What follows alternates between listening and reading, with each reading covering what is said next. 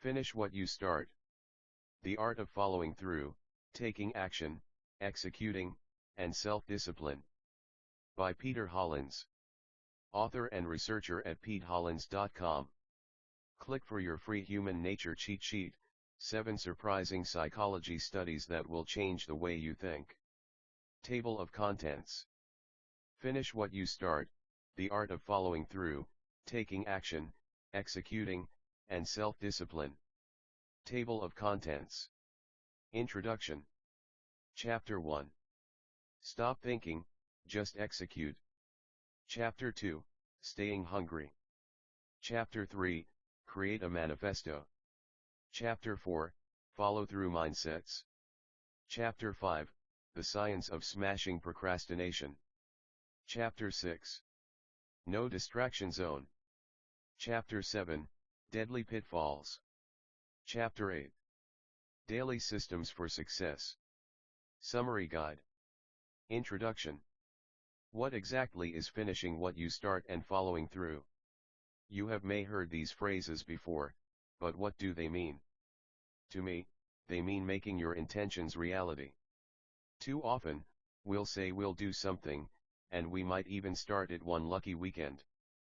But at the first sign of hardship, fatigue, boredom, or busyness, we abandon it all too easily and it sits in our garage, mental, figurative, or literal, for the rest of eternity.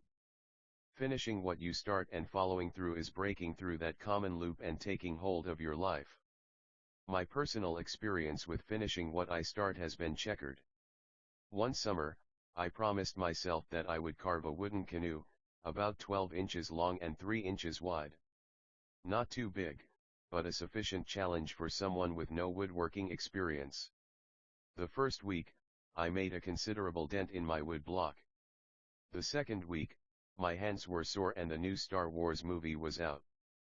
The third week, I was too busy seeing Star Wars again and procrastinating. My wooden canoe wasn't meant to be. But every time I walked through my garage to my car, the canoe was a damning reminder of my laziness and inability to follow through. It wore on me until I committed myself to finishing it a couple of summers later. You can probably guess what happened.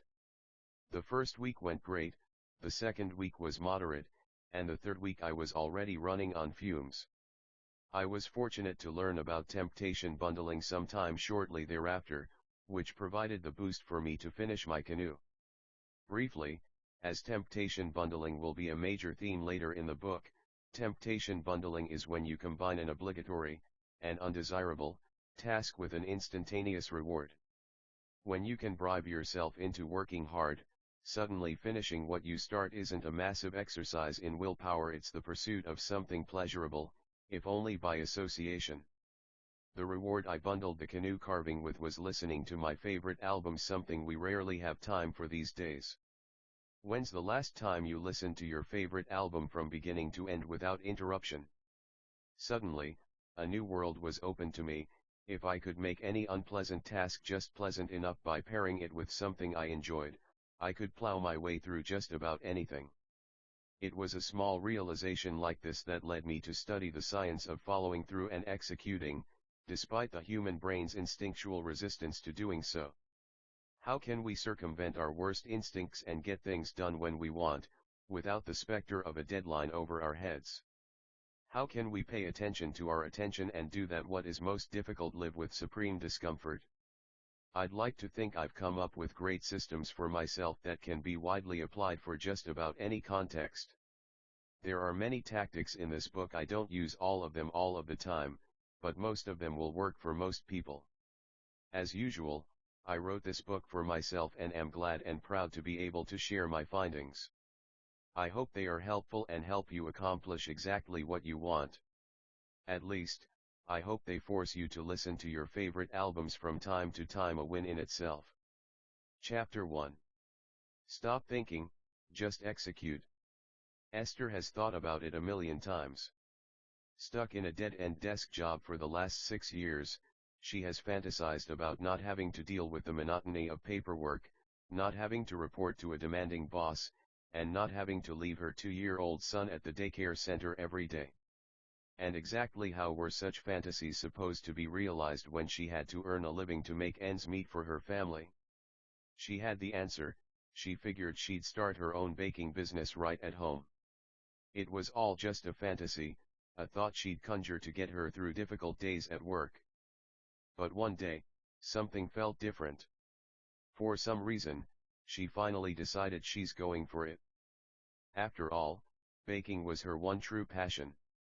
For years, she'd been baking cakes and cookies for her friends, who all said she should think of turning it into a business, so maybe it wasn't such a bad idea, right? So began Esther's quest to open her baking business. She didn't quit her job just yet but filed for a 2-week vacation leave to start testing the waters. First, she thought, research. She figured that she needed to get this business thing all figured out in her head first, before she took any further step forward. The more prepared and planned she was, the better. She intended to research everything there is to know about starting such a venture, from recipes to finance management. She also planned to survey her friends and the entire neighborhood to get a feel of the market needs. It was all starting to take shape in her head. Unfortunately, whatever took shape in Esther's head stayed there and never found its way out. The thought of having to learn everything about how to start and run a baking business from scratch overwhelmed Esther so much that she was paralyzed from taking any action in that direction. Taxes, business filings, leases. All she wanted to do was bake. When her vacation days started, she always found things to do other than what she had initially planned. She spent her days sleeping in, doting on her son, busying herself with home projects, and catching up with her friends and neighbors and not even to ask them for marketing input. She was too worried that if she started telling people about wanting to start a business they might think she was too ambitious for her level of talent, expect her to fail, or, worse, expect her to succeed. She couldn't deal with the idea of expectations hanging over her head. 2 weeks thus came and went, and all Esther managed to do was put the vacation in vacation leave. As she headed back to work, the thought of running her own baking business kept on replaying in her head, still more a fantasy than a plan. She had a feeling she'd continue to think about it, several million times more. What is following through? What do you suppose went wrong in Esther's situation? Did she lack focus? Self-discipline? Action? Persistence? If you say she lacked all of the above, you're pointing to actually just one concept: following through. Following through is related to focus, self-discipline, action, and persistence, but it is not synonymous to any of them. Rather, it is a composite of all of them, a bit like how those big Japanese anime robots come to be formed by the fusion of smaller individual robot parts. Power Rangers, or Voltron, to be specific. And much like how each smaller robot forms a different body part in the big robot, so too does each of these 4 elements: focus, self-discipline, action, and persistence correspond to a body part that, when pieced with the others, forms the whole of following through. The head, focus. Following through involves having focus. It's akin to the head because it is focus that keeps your head in the game and your eyes on the prize. Focus guides your thoughts in figuring out how to follow through and directs your actions toward achieving your vision. See, following through is not just about exerting effort, it's about exerting effort that's concentrated on a single goal. With focus, no effort is wasted. What's followed is a single line of sight, so what's pursued is the single most direct way toward a goal. Going back to Esther's situation, had she been focused on her dream of starting a business, she would have structured her free time better, scheduling activities in view of realizing that dream. The spine, self-discipline. The spine of following through, self-discipline, is what enables you to get your head down and work when you need to, even if you don't want to. It's the ability to control yourself so that you retain focus on what needs to be done, despite the temptations and distractions you may encounter. This element is essential to following through because it's what gives you the power to regulate your own thoughts, feelings, and actions toward ends that are meaningful to you.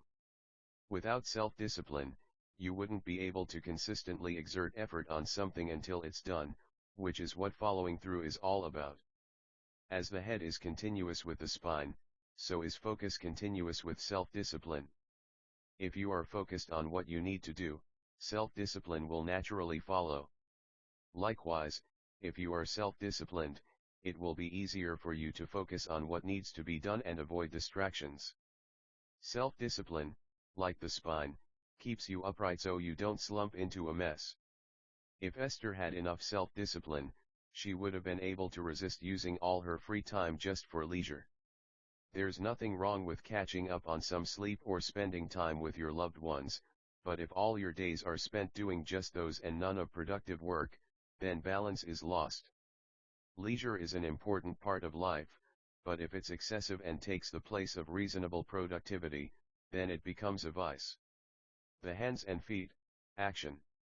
Action, the hands and feet of following through, means prioritizing execution and simple motion.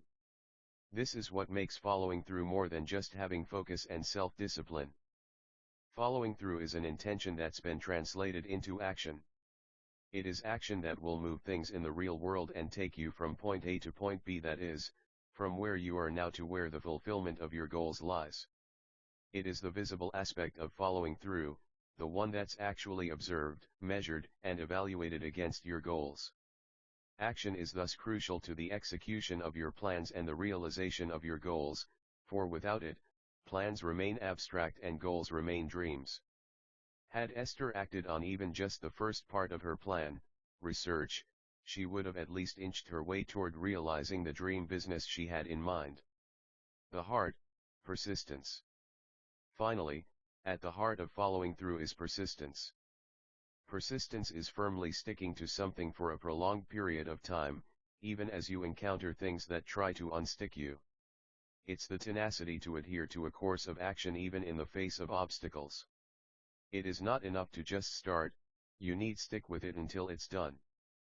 Following through is about having enough heart to keep pushing even in the face of obstacles, distractions, and setbacks. Many of the goals worth aiming for in life call for not just a sprint but a marathon. If your heart is not fit enough to run the length of it, then you will find yourself stopping halfway through and giving up before you reach the finish line.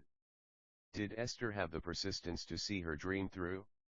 It seems this question isn't even available to ask in Esther's case, as the question of persistence can only arise if one has in fact taken enough action to get to encounter several roadblocks over an extended period of time. Since Esther stopped before she even began, the question of persistence wasn't even in the equation for her. So there you have it, the individual parts: focus, self-discipline, action, and persistence all combined to be the super robot called following through and finishing what you start.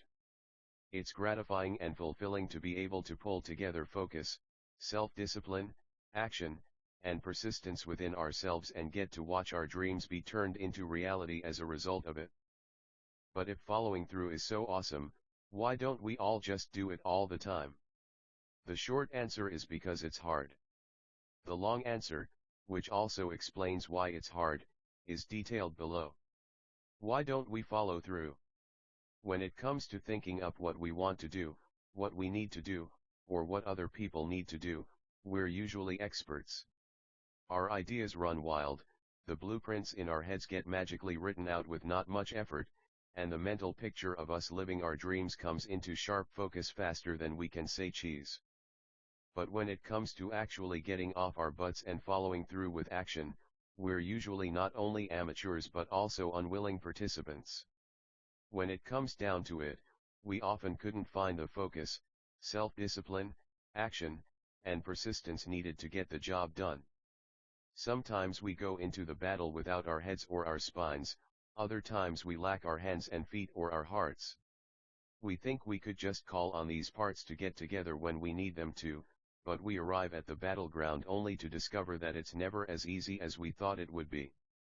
The excitement and enthusiasm with which we thought out all our dreams and plans fizzle out as soon as we realize the amount of hard work we need to put in to turn those dreams into reality, to bring those plans into life. We don't follow through, and it's not for lack of ability or intelligence, no. We don't follow through for two main reasons. We have an entire selection of 1. Inhibiting tactics and/or 2. Psychological roadblocks that hinder us from finishing what we start. We'll cover each of those in turn below. Inhibiting tactics. Inhibiting tactics refer to our schemes for misusing time and effort, with the end result of our being held back from following through. These are ways we sabotage ourselves, sometimes consciously. These tactics, which include 1. Setting bad goals, 2. Procrastination, 3. Indulging in temptations and distractions, and 4. Poor time management, inhibit us from maximizing the time and energy we have toward productive ends. Setting bad goals. One way we handicap ourselves from following through is by setting bad goals, such as those that are too abstract or downright impossible. Setting bad goals is like buying the wrong map for a road trip. It prevents us from following through because the directions are skewed and confusing. It eventually causes us to lose patience and will to keep on in our journey, which we often end up abandoning halfway through. When our goals are too abstract, we find ourselves lost as to what needs to be done in order to reach them. For example, if we say our goal is to be healthier and yet don't even specify what we mean by healthier, we're less likely to take steps toward accomplishing it. We want to follow through, but we don't know how. When our goals are too high or unrealistic for any mortal to reach, we find ourselves looking up at an impossibly high ladder without rungs. The beauty of this is that no one would be able to accuse us of not trying hard enough to climb, because there are no rungs in the first place. We are absolved from the guilt of not following through.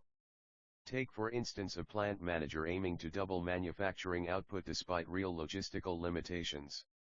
Since the goal is impossible to achieve anyway, whether he follows through or not wouldn't make a difference, and so he's saved from both the trouble of having to follow through and the guilt from not doing so. Procrastination. This is one of the most widely used tactics in the book. We are somehow exceptionally talented at delaying work until we absolutely need to do it, until the very last minute. In fact, we're so talented at delaying work that we could convince others, and even ourselves, that we're already working even when we're not.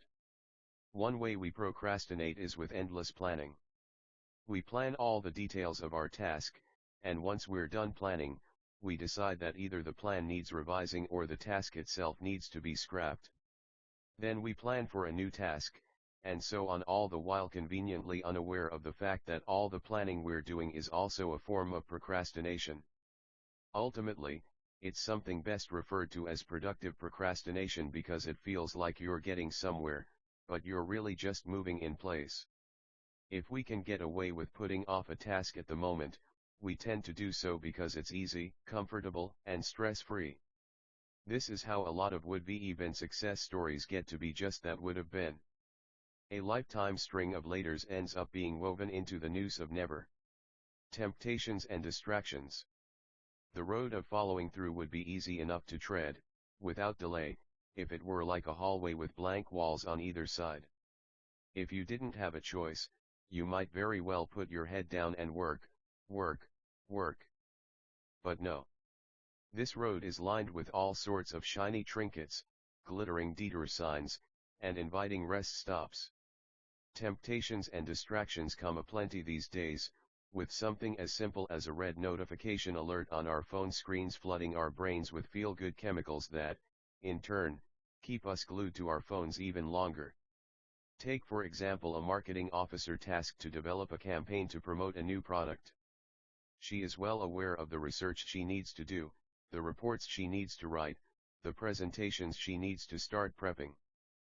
But instead of following through and retaining focus so she gets things done faster, her hours are riddled by Snapchat conversations, YouTube binges, and endless Instagram scrolls.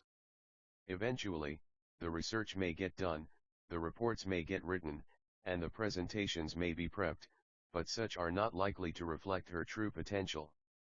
But of course, we cannot rid the world of temptations and distractions. After all, they're not the main problem. The main problem is that we lack the know-how to properly deal with them. While they may come aplenty on either side of the road, there are two ways we can still manage the situation through: 1. Strategic avoidance, and 2. Healthy, moderate use. First, we may implement strategies to avoid temptations and distractions.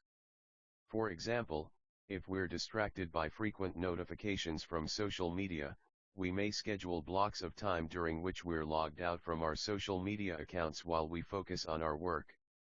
Second, we may deal with temptations and distractions in a healthy and productive way. We don't need to deprive ourselves of tempting and enjoyable leisure activities for the rest of our lives just so we could follow through on our goals. In fact, we're not supposed to. Giving ourselves a well-deserved break by indulging in activities we find enjoyable would help recharge us so we could function better. The key is in having the discipline enough to indulge on those activities in a healthy way. For instance, we may periodically reward ourselves with a 10-minute break, during which we log back in and check on our social media accounts, after we accomplish a set amount of work.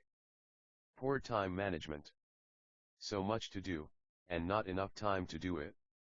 How many times have you heard these words spoken by a colleague, a family member, or the person looking back at you in the mirror? And how many times could you see that it's not time they lacked, but the ability to use their time productively? We all have the same amount of time in the day. Time management is the practice of using time in a way that maximizes productivity and efficiency.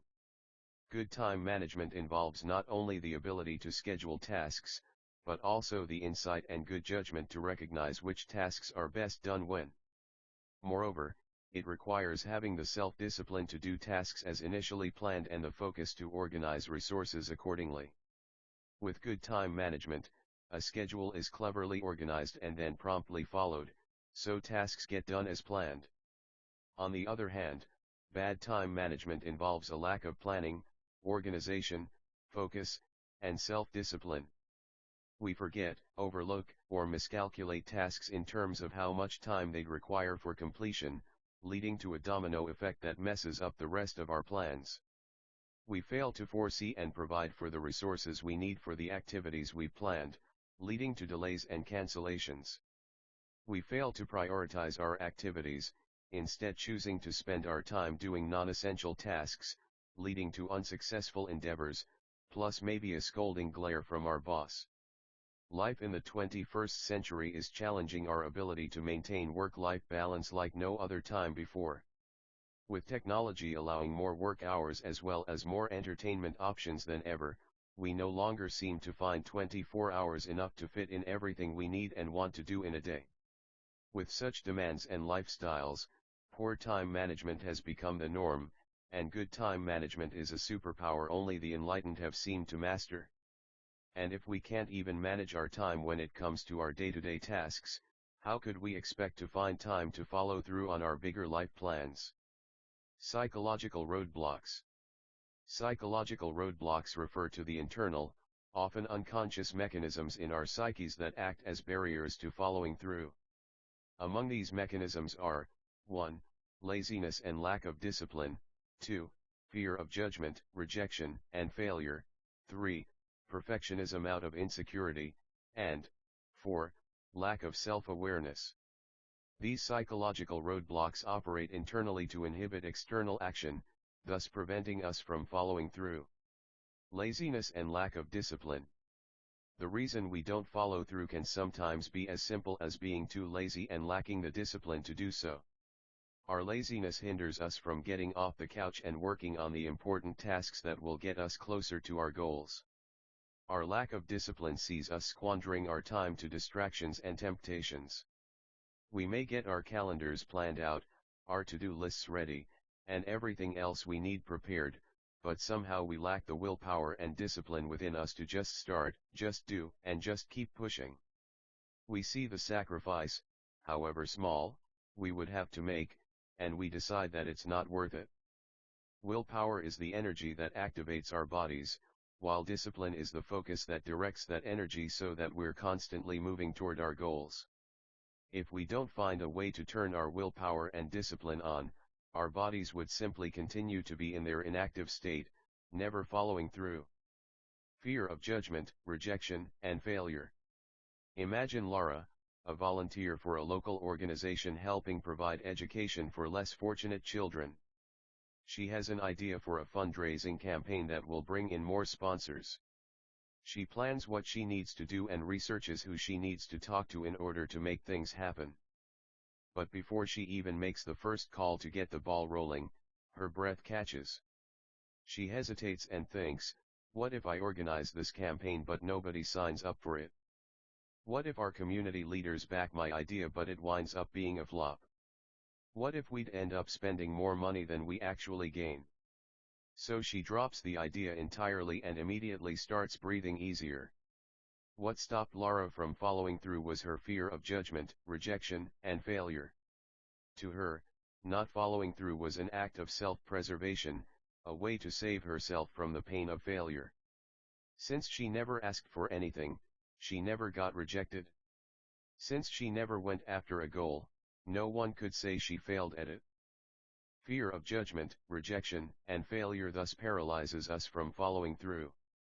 We think that by abstaining from action, we cancel out the possibility of producing any output that might be subject to evaluation or judgment.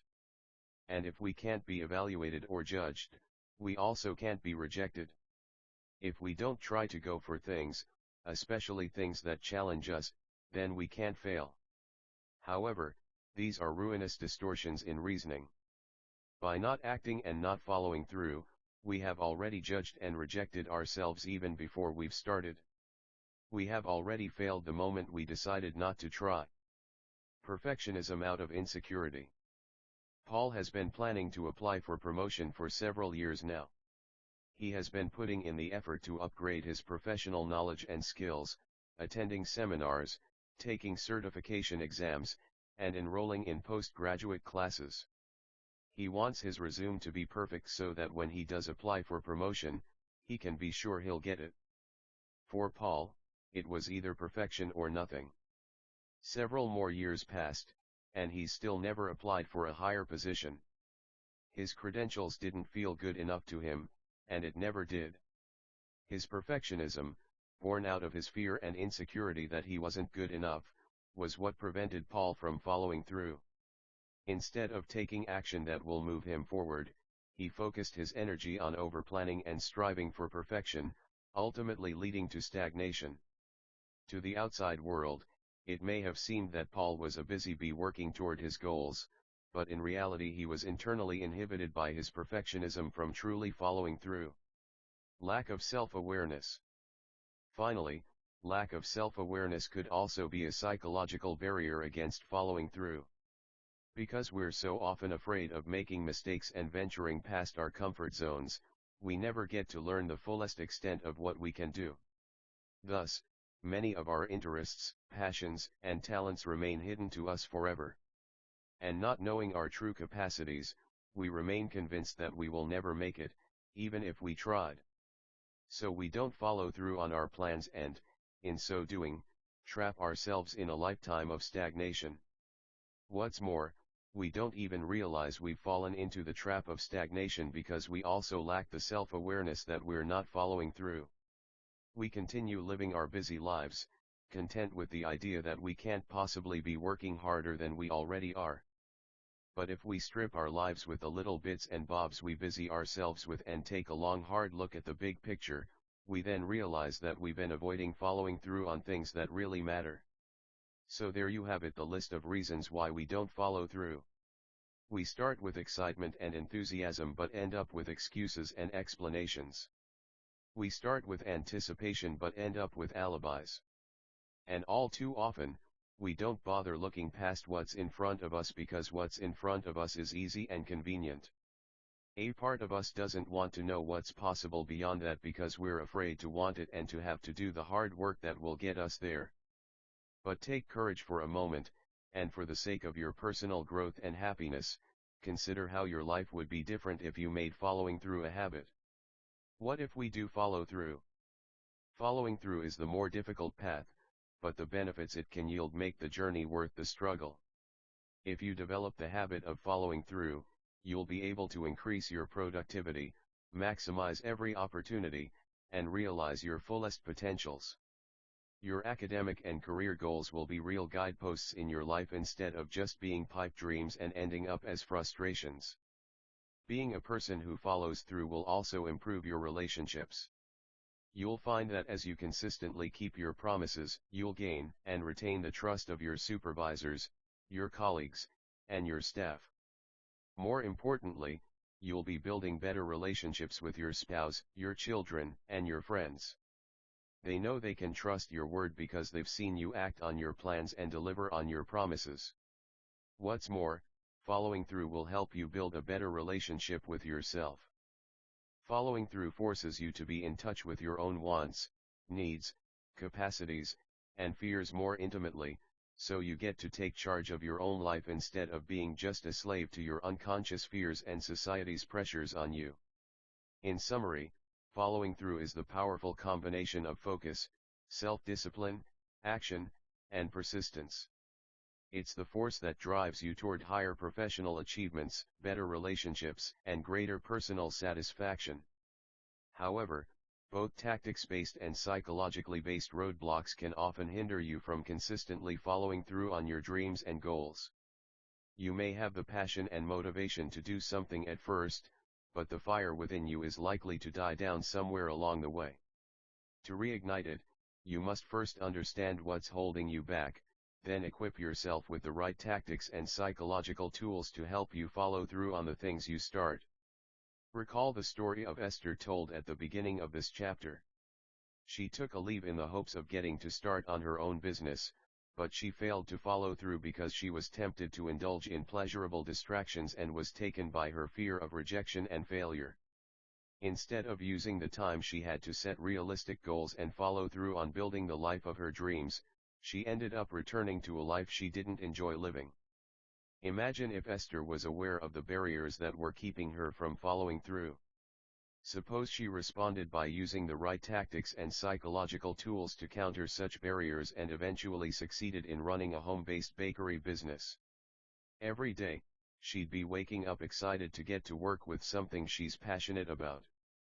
She'd get to spend every day near her son and watch him grow. She'd be living the life she had only dreamed of. Take a moment to consider the story of your own life. Are you following through on what you really want in your life? Or are you constantly falling victim to the tactics and psychological barriers that hinder you from doing so?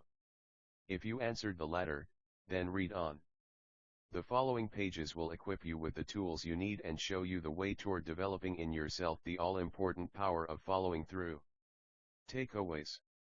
The art of following through is something that allows you to create the life that you actually want instead of settling for the life you currently have. It can be said to be composed of 4 parts: focus, self-discipline, action, and persistence, all equally important. However, it's not just as easy as knowing you have to do it and thus doing it. There are powerful reasons we don't finish what we start and follow through very often. These reasons can generally be split into 2 camps: inhibiting tactics and psychological roadblocks. Inhibiting tactics are the ways we plan against ourselves without even realizing it. They include: 1. Setting bad goals, 2. Procrastination, 3. Indulging in temptations and distractions, and 4. Poor time management. Psychological roadblocks are the ways we don't follow through because we are unconsciously protecting ourselves. These include: 1. Laziness and lack of discipline, 2. Fear of judgment, rejection, and failure, 3. Perfectionism out of insecurity, and 4. Lack of self-awareness. Chapter 2, Staying Hungry. What drives you to follow through and finish what you start? How can you remain motivated? Let's consider a woman named Sally. Sally is an idealist, so she started a charity to benefit impoverished people. What she did not anticipate was the influx of challenges that came along with her endeavor. She did not realize that working in a non-profit setting still counts as business and that her work would involve far more business than just helping people.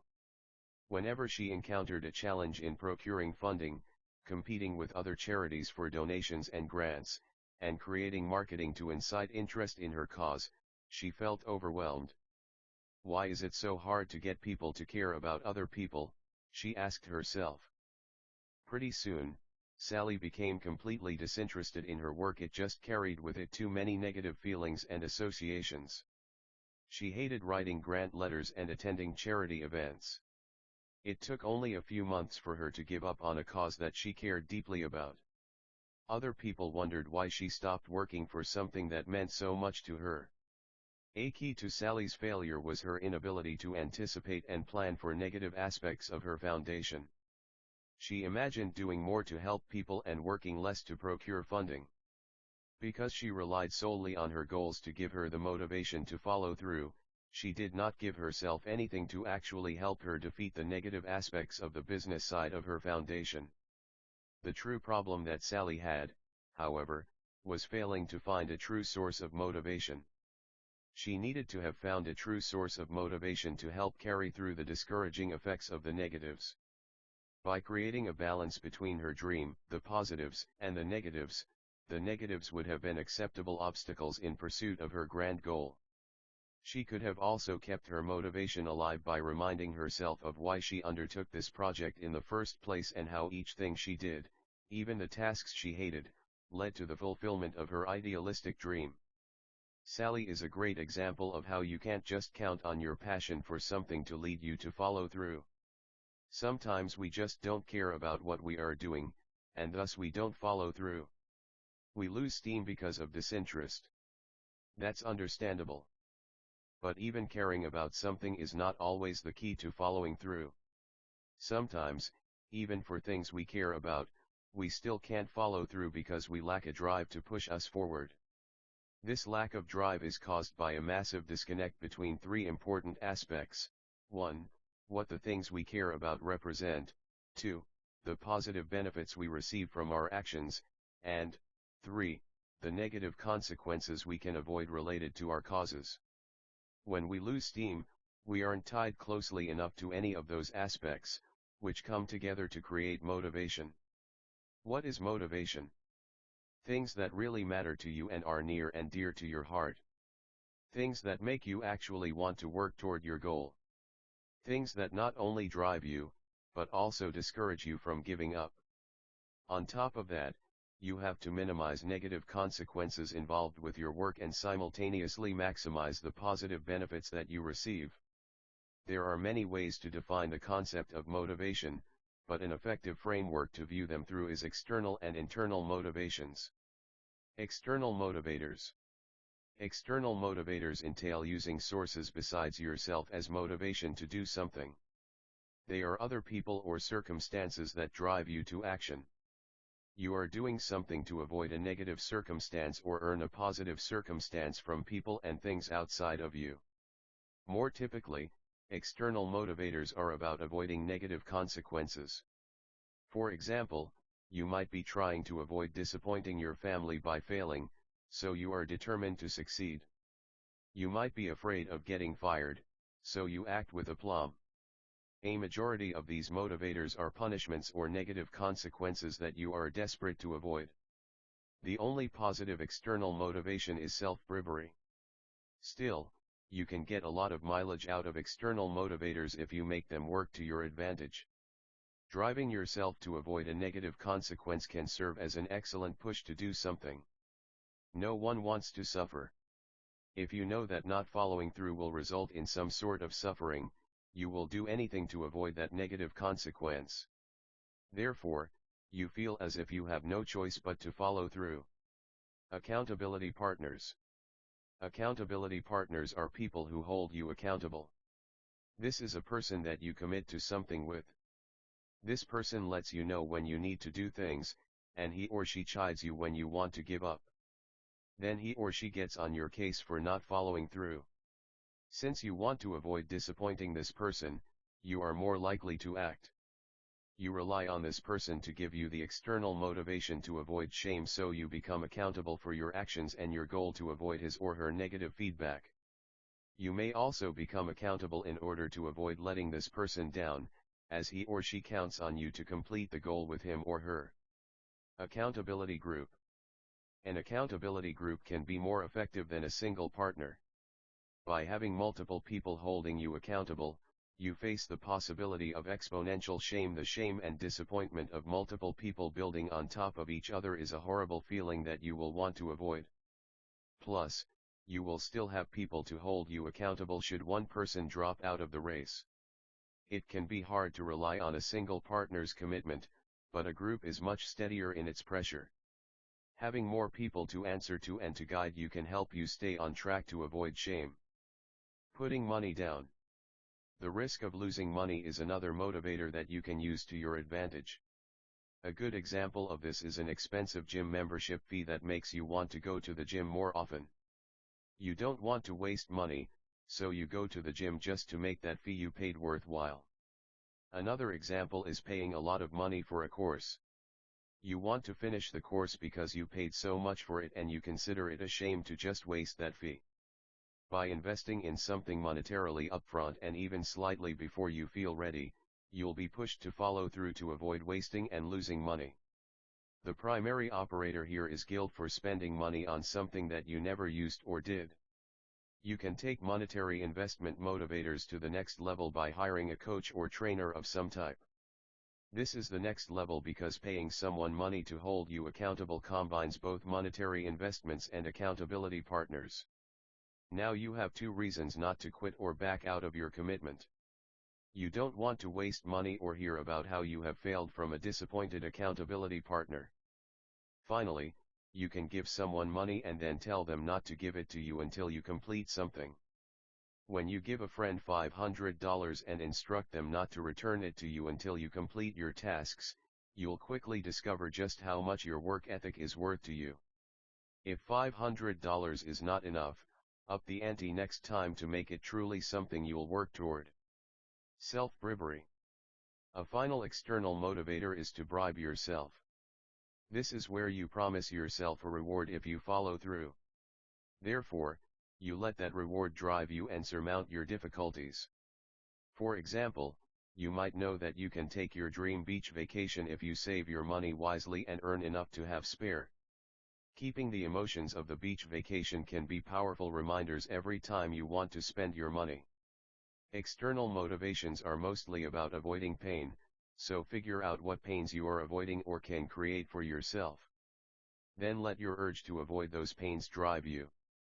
Avoiding negative social emotions works well because no one wants to feel shame, guilt, or rejection. Use your fear of negative social emotions to carry you through a project or commitment to the very end. Internal motivators. Internal motivators are about what you want, as opposed to avoiding a negative consequence or punishment. If you are motivated by avoiding a negative consequence, but you realize at some point that maybe negative consequence won't actually kill you so you can deal with it, there goes your motivation. You'll simply deal with the consequences sometimes. In some cases, relying on external motivators and fear does not work as well as going after the things you love and want. Therefore, internal motivators are often better sources of motivation than external ones.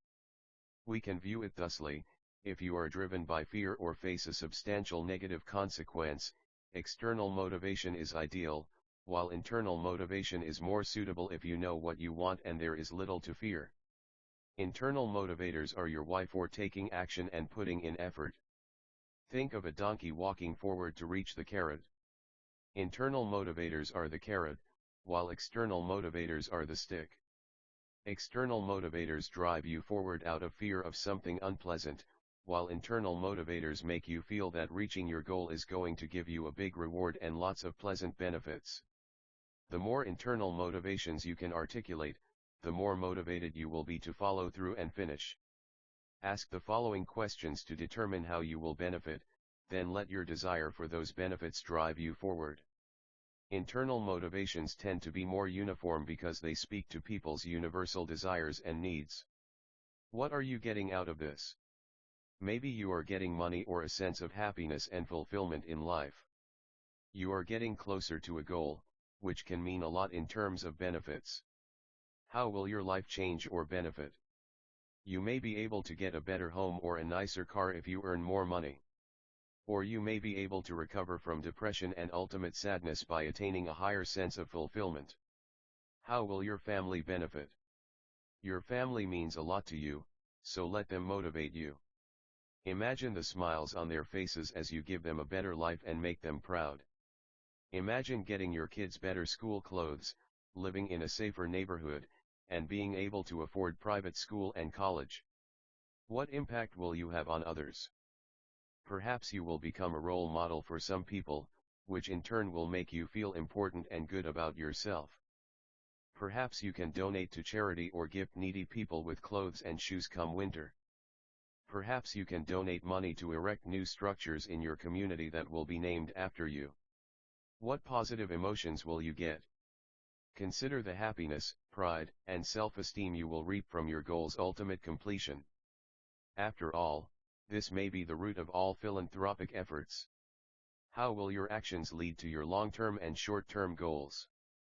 Are you accomplishing steps toward your goals? Think of the things you must do to finish a novel, for example, such as research and actual word count. Then think of the steps you take each day toward those goals. Using internal motivators in your daily life can really help you follow through with every task you have to complete.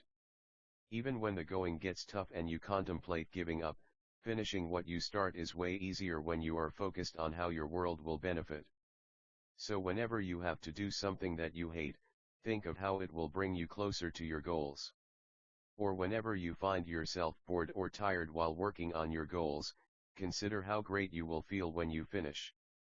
Every day, review your goals and why you want to complete them. Then let that fill you with motivation to drive you forward toward project completion. Answer the above questions and consider writing them down somewhere. Review the answers periodically to remind yourself why you want to change or improve your status quo. Understand opportunity cost. Following through and finishing what you start will always call for sacrifice. You have to spend money, expend effort, and give up time that you could use for doing things you love in order to commit to things you have to complete. Since by definition no one likes sacrifice, sometimes the looming shadow of a sacrifice will overshadow your goals unless you create motivators powerful enough to overpower your sense of sacrifice and make each sacrifice seem worthwhile. Everything in life is an opportunity cost, which means that everything you do will call for something from you. Every act takes away time or effort that could be committed to something else. Learning to play the guitar means solitary hours of drilling scales, chords, and dealing with painful calluses on your fingers. Going to college entails getting up early and heading to a boring lecture and spending hours doing homework. Are you ready to make the trade-off? If the opportunity cost is too expensive for you to want to pay it, then you will not follow through. Therefore, you must find a motivator that drives you to accept the opportunity cost. If you don't feel motivated enough to pay that cost, then you are guaranteed to lose steam and give up. Therefore, there are two ways to solve this problem. The first is that your motivation must be even stronger and more salient in order to make you ignore these opportunity costs and the things you are missing out on. The motivation must mean more to you than the things you sacrifice to make you feel that this is all worth it.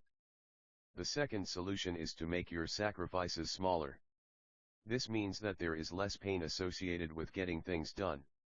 In both cases, the cost-benefit analysis must be significantly weighed in favor of the benefit, but the first method manipulates the benefit, while the second method manipulates the cost. An example of this is give up your weekly Friday night out with friends to go to a late-night history class. This class is essential to getting the degree you need to break into your dream career. But you sure do love your night out with friends. To use the first solution, your desire to get into this career and better your life and feel proud of yourself must outweigh how much you love Friday nights out. You must keep in mind that your life will drastically change for the better if you can resist a few Friday nights. Otherwise, you will find the conflict too great to overcome and you will quit the class in favor of your friends. Let's apply the second solution for the same results. Instead of just giving up on your Friday night out, schedule a different night or drum up the energy to go out after class and spend just a little less time with your friends every Friday night. You're turning a full sacrifice into a compromised sacrifice. The end result is a compromise that makes it possible to keep doing what you want while also working on your goals. When faced with opportunity cost and potential sacrifice, keep in mind that your life can't continue 100% as you want it to, but if you focus on increasing the benefit or minimizing the sacrifice, you can continue progress toward your goals while staying motivated and not listless. Keep your motivation on your mind. Internal and external motivators are great ways to fuel the productivity and commitment required for following through. But they won't do anything for you if they are out of sight and out of mind. According to psychological science, people are more inclined to follow through if they are exposed to stimuli that remind them of their motivators. Seeing or hearing their motivators can drive them to maintain motivation. In other words, sometimes the simplest solutions work best. Constant reminders will keep you on track because our minds can only fixate on so many things. Additionally, Catherine Milkman of the University of Pennsylvania developed the hypothesis that reminders through association could aid people in remembering goals and following through with them. To confirm this hypothesis, she conducted a study whose participants were asked to complete an hour-long computer task. They were promised compensation as well as $1 donated to the local food bank. They were asked to make sure their donations were made by picking up paper clips when they got their compensation. The control group was told this and then thanked for their time. The test group was told that the paper clips would be waiting by an elephant statue. It turned out that 74% of the group told about the elephant statue remembered to get their paper clips at the end of the study. Only 42% of the members of the other group remembered to do this. Having the visual cue of the elephant statue actually made it easier for students to remember to complete the simple task. When students saw the unusual statue, it sparked their memories far more than ordinary-looking notes. On top of that, Rogers and Milkman discovered that having very noticeable cues worked better than cues that did not stand out. For example, a written reminder did not remind study participants as well as a visual cue such as one of the aliens from Toy Story. Therefore, the best way to make motivators work for you is to expose yourself to them often. You can use cues to help prompt you to keep your motivation in mind and thus to follow through. However, these cues also need to stand out to you. For instance, use loud, vivid images that you can't ignore, or employ other senses and include sounds, textures, and scents. Include a picture on your desk of your child to remind you to keep working toward your dream for a better financial future for your family, but make the picture frame smell of your child's shampoo or your spouse's perfume or cologne. To emphasize, we aren't just talking about visual aids of putting post-its everywhere. The cues we can use can be spread across our 5 senses in imaginative and creative ways. However, be sure to move and change these cues around every few days so that you do not become too accustomed to them and start to ignore them as part of the background noise of your life. Finally, you can also write your motivators down every few days with different phrasing.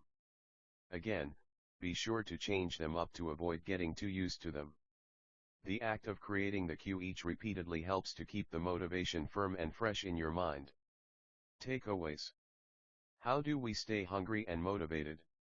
By delving deep and really asking what internal and external motivators you have at your disposal, a task that is rarely performed.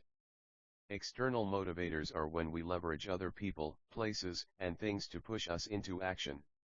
For the most part, these are when we want to avoid negative consequences involving other people, places, and things. These methods include accountability partners and groups, putting money down upfront, and self-bribery. Internal motivators are when we look at how we stand to benefit and improve our lives. These are universal needs, drives, and desires that are easy to lose track of. The easy way to find these is to answer a set of questions that directly asks things such as how am I going to benefit from this and how does my life stand to improve from this? It's only through answering these questions that you realize what you are neglecting. Anything we want to accomplish has an associated opportunity cost. We must sacrifice, even if we are sacrificing our ability to lie on the couch and watch television. We can deal with this mental obstacle by playing with the cost-benefit ratio so the cost is minimized or the benefit is maximized. Motivation has been shown to work best when we are reminded of it, otherwise, out of sight, out of mind. Thus, you should have cues your motivations all around you, but make sure to keep them distinct and memorable. Use all five senses, even taste, and make sure to change and switch them periodically to avoid growing used to them and forgetting them. Chapter 3, Create a Manifesto. You will face forks in the road where you must deliberate between following through or giving up. Instead of having to make the hard decision and reach deep into your willpower toolbag every single time, having rules for yourself can help you decide which direction to take whenever you reach the fork. We've been told since we were young that we have to follow rules. Well, this time we can choose our own rules that will ultimately help us accomplish exactly what we want. Rules can generally be called mental models, which can be critical to follow through. This is because they create a set way that you have to make every decision, no exceptions. With your decisions already made for you by your rules, you thus make decisions automatically and you no longer have room to make the wrong decision based on waning willpower and self-discipline, which is to give up. Rules hold you accountable so that you are not winging it every day but instead are guided. Use your rules to guide your worldview and your daily actions. Let them make every decision for you. A good example of a rule is to always complete 2 tasks on your to-do list for your goal every day. It's simply unacceptable to not do this. You have to complete the steps no matter what. As a result, you'll find that you make progress toward your goal, even when you don't want to. The choice was out of your hands. Deciding to work each day is not your decision to make, it has already been made for you by your rule, and thus you have no choice but to do it. Consider an example of when John, a writer, doesn't use the rule of always completing 2 steps on his to-do list. In the morning, he is excited and thinks, after work, I will go home and start writing my novel. I will write 2 chapters. Then he goes to work and grows fatigued and loses his inspiration slowly but surely throughout the day. By the time he gets home, all he wants to do is watch Gossip Girl. So since he does not have this rule in place, he fails to write. He has made 0 progress and is far from his goal. The sense of guilt that plagues him is horrible. As he goes to bed, he vows to himself that he will make up for the lost progress by writing 4 chapters tomorrow. What do you think will happen then? He comes home tired and defeated again. He lets the fact that work drains him become his excuse for not writing. Moreover, since he faces the monumental task of writing 4 chapters today, it feels impossible to start on. If he didn't have energy for 2 chapters the night before, he certainly won't have the energy for 4 chapters tonight. He gets overwhelmed and doesn't write at all. It seems as if he will never finish this novel because he always finds some excuse to let himself off of the hook from actually writing. He gave himself too much choice and leeway and thus allowed self-sabotage all too easily. Now let's consider if John applied the rule every day, which is black and white and doesn't care about fatigue.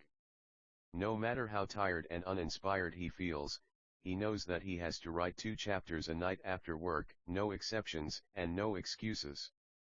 So when he gets home, he looks at his computer and he feels tempted to just go watch TV and conserve his energy by being lazy.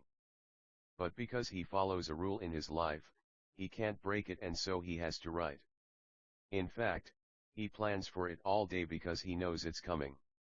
He sits down and tackles the 2 chapters and goes to bed exhausted but contented and proud of himself. He has made significant progress on his novel. Pretty soon, he is done with his novel and the feeling of accomplishment is worth the energy he had to spend on the novel when he was drained after work. Rules help you follow through because they limit your vision.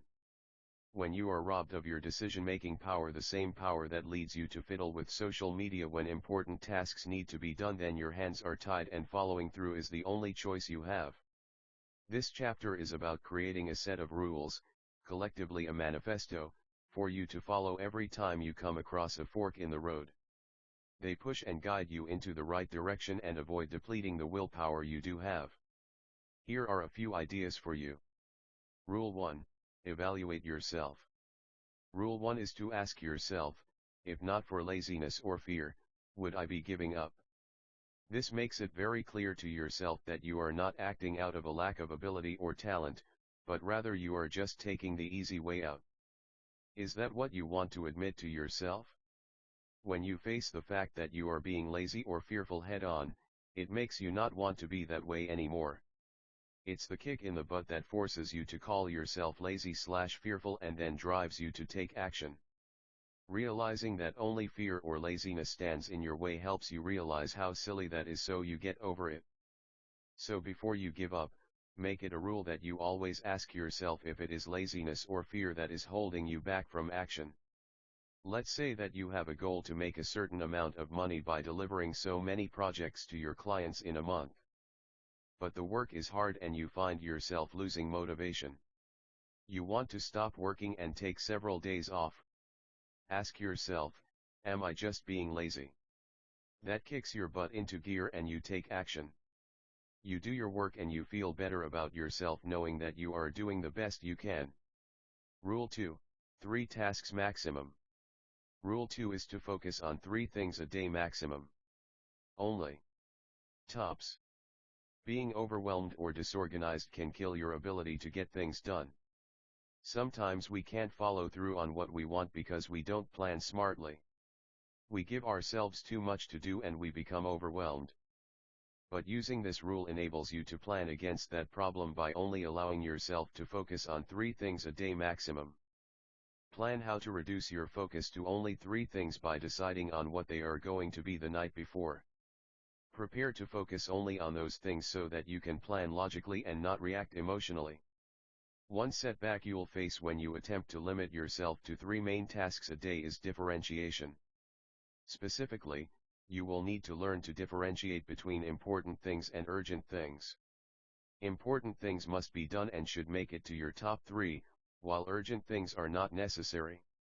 Urgent things will seem important and will cause you stress, but they may not actually be important or take priority. An urgent thing might be making time for a harried client who is rushing you. Meanwhile, getting a project to a client before the deadline is an example of an important task. Everything on your agenda will appear important and urgent, so you must determine which is which and plan accordingly.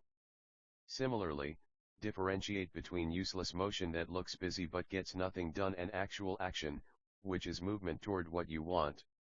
Useless motion is shifting papers around your desk, while actual action is using those papers to get work done and make progress on a project. Make what really matters the priority.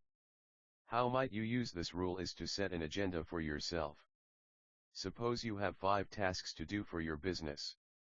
2 of the tasks are not really important and only appear to be since they are urgent, so you decide to focus on them later. You pick 3 tasks to focus on, and you evaluate which one is most important so that you can focus on that first. The night before, look at those 3 items on your to-do list and determine what steps you will take in actual action to complete those items, starting with the most important one.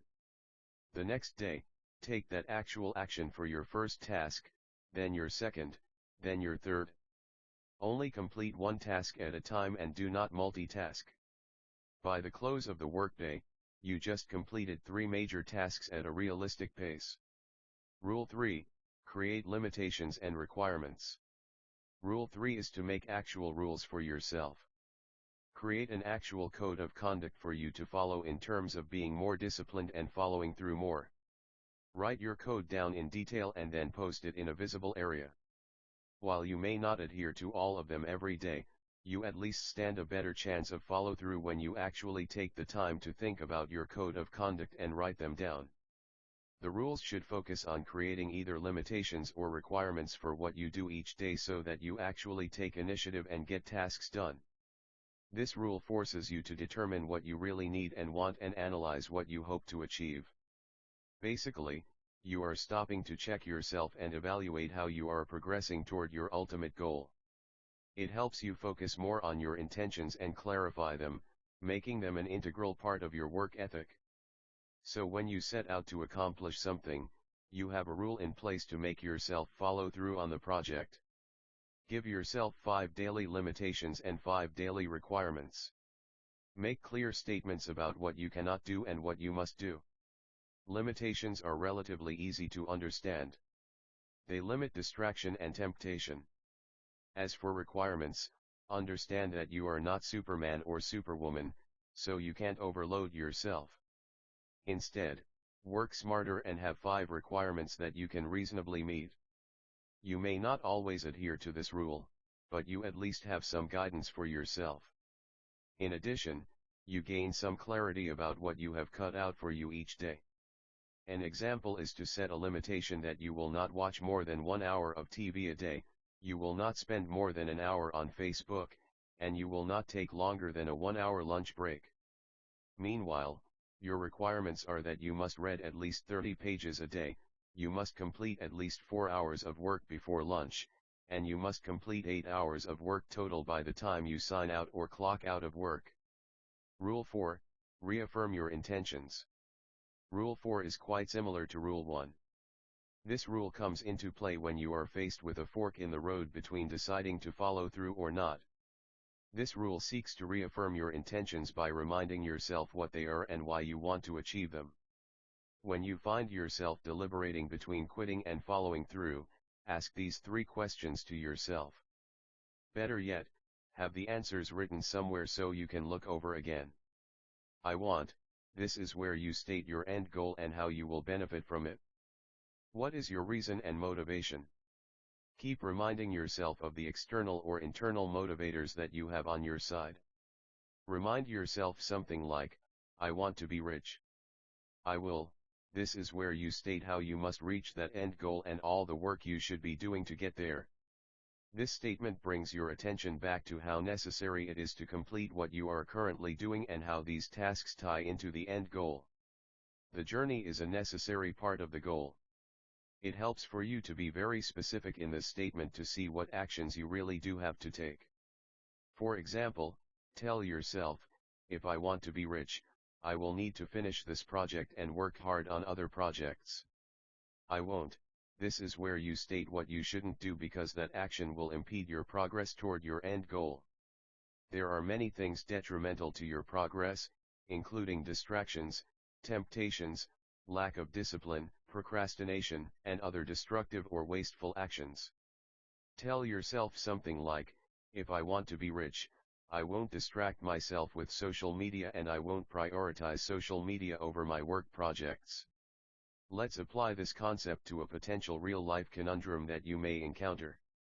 As you work to complete a certification program necessary to get a pay raise at work, you find the volume of work overwhelming and you despise having so little free time on your hands. You contemplate giving up and saying whatever to the certification. After all, you have a job, so do you really need to advance yourself anymore? As you contemplate this, realize that this is the time when you should apply this rule because you have hit a fork in the road of follow-through. You choose to implement the rule and you state 3 things to yourself. I want to make more money at work and be able to afford a nicer home for myself and a future family. If I want to have more money and move into a better place, I will finish the certification program in order to get a raise at work. If I want to make more money at work and move into a better place, I won't let myself get discouraged and stop doing the work to complete this program or be thrown off track by simple temptations or laziness. You have just stated your intentions from beginning to end. As you may have noticed, a running theme in this book is that repetition helps follow through, and presence of mind is key. We may have the best intentions, but if we simply forget about them, then what good are they? When you face these questions constantly, your end goal and the steps you must take to reach, as well as the steps you must not take to reach it, it all becomes crystal clear. Rule 5, think in terms of October 10th, 10.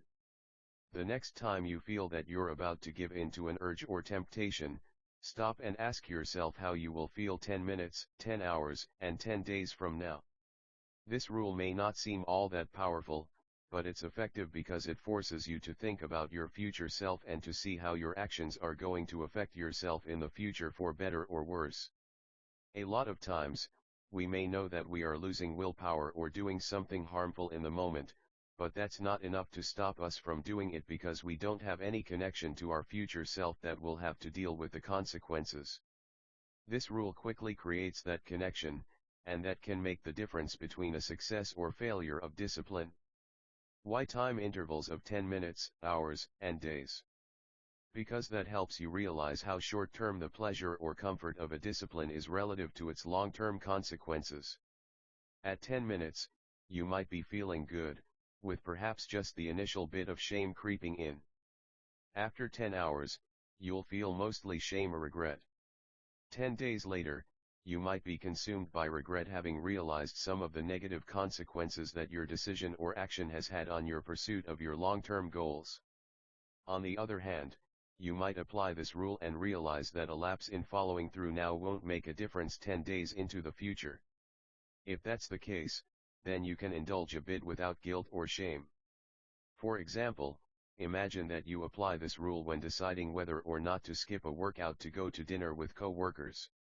If you've just begun exercising and haven't built it into a consistent habit yet, your decision to skip a single workout might increase the odds of skipping future workouts or stopping working out altogether. How will you feel in 10 minutes, hours, and days? 10 minutes good, with a slight tinge of regret, as you can still taste the lasagna or ice cream. The pleasure is still tangible. 10 hours almost entirely regret, as the pleasure is gone and fleeting, and your diet has been soundly broken. 10 days 100% regret, because the broken discipline is now completely meaningless and but a faint memory. The lasagna does not have a lasting benefit, but it does have a lasting cost. On the other hand, if exercising is already a consistent and enjoyable habit for you, then imagining how you'll feel 10 days from now will quickly show you that one skipped workout isn't harmful to your long-term discipline or goals. And when you're not swayed by this rule or your dilemma of willpower is extra difficult, you can add a final question for yourself. That is, how will breaking willpower now affect you in 10 weeks or even longer term? You might want to change the parameters to 10 weeks if you're mostly engaged in longer-term decisions and tasks. In this process, it's crucial to be honest with yourself and wary of your own abilities to rationalize and make excuses. For example, you may have tried to quit an addictive habit many times in the past, only to fail and eventually reinforce the harmful behavior. If you have a history of falling into bad habits after a single lapse in discipline, then an honest assessment of how you would feel after 10 days or 10 weeks will tell you that you simply can't afford a lapse in discipline now if you're going to achieve your long-term goals. It wasn't an exception or justified in that one circumstance, it is a reflection of your character for better or worse. Without that honesty and ability to see your own rationalizing and excuses for what they are, applying this rule may be a futile exercise. Rule 6, just 10 minutes. The final rule is simple, easy, and powerful. If you want something negative, harmful, or detrimental to your follow-through, wait at least 10 minutes before getting it. It's simple and leaves no room for debate or excuses. When you feel an urge, force yourself to wait for 10 minutes before giving in to whatever the urge is. If you're still craving it after 10 minutes, then have it.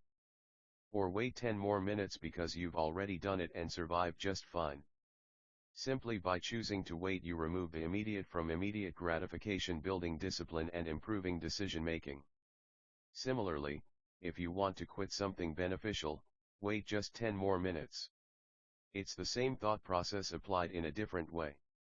10 minutes is nothing, so you can wait or continue that long easily. Then, if you do it once, it's easy to repeat, isn't it? In other words, say to yourself just 10 minutes more of willpower each time you reach a fork in the road. Another benefit of this rule is the purposeful escalation of good habits. If you've forced yourself to do something productive for 10 minutes, you might end up doing it for 15 or even 20 minutes more. Next time, your tolerance will build such that you're more immune to temptation and distraction. The following time you might continue for an extra 6 or 7 minutes. Every time you feel distracted, just exercise willpower for a few minutes longer, and you'll steadily follow through better with each escalation. At some iteration of just 10 minutes more, you'll reach a point of momentum, and that's often enough to carry you for hours. Takeaways. A manifesto is nothing more than a set of rules to follow every day. We might hate rules, but rules take the guesswork out of our days and give us guidelines to follow. They make matters black and white, which is helpful to following through because there is simply no other choice. Rule 1. Are you acting out of laziness? If so, is this a characterization you want about yourself? Rule 2. 3 major tasks a day, maximum. Differentiate between important tasks, urgent tasks, and simple wasted motion. Rule 3. Create daily limitations and requirements for yourself. These keep you within the bounds of what you know you need to do. These are also the building blocks of good habits. Rule 4.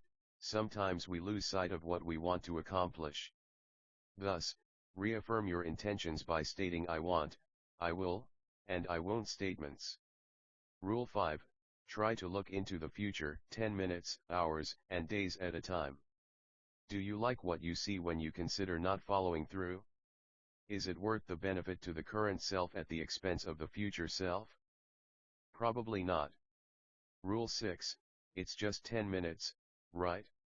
So if you want to quit, it's just 10 minutes. And if you need to wait, it's just 10 minutes. Chapter 4, Follow-through Mindsets. Follow-through is 100% mental. It takes a cognitive effort to follow through on something, especially when you hit discouraging obstacles. Mindsets help with that. What is a mindset? A mindset is a set way of visualizing and approaching situations and problems. Certain mindsets are all it takes to find the will and motivation necessary to follow through on something. Gerald is an example of someone with a mindset that impeded with his progress. Gerald had many aspirations to create his own business.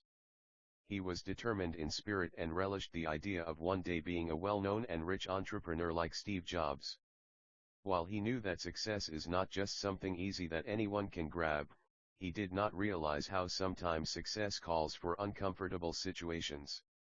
When he actually endeavored to start his own business, he ran into a lot of situations that cause him fear. For example, he had to make a monetary investment and it terrified him to think that he may lose his money and never get it back. This fear made Gerald uncomfortable. Another thing he hated was having to conserve his money and cut expenses and luxuries he didn't need to devote more money to his startup.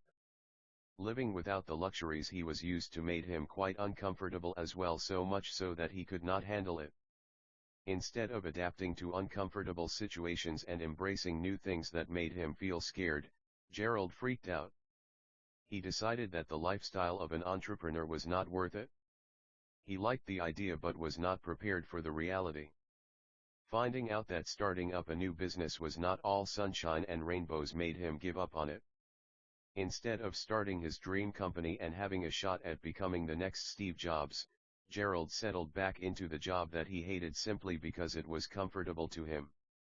He never amounted to much and never reached his dreams as a result.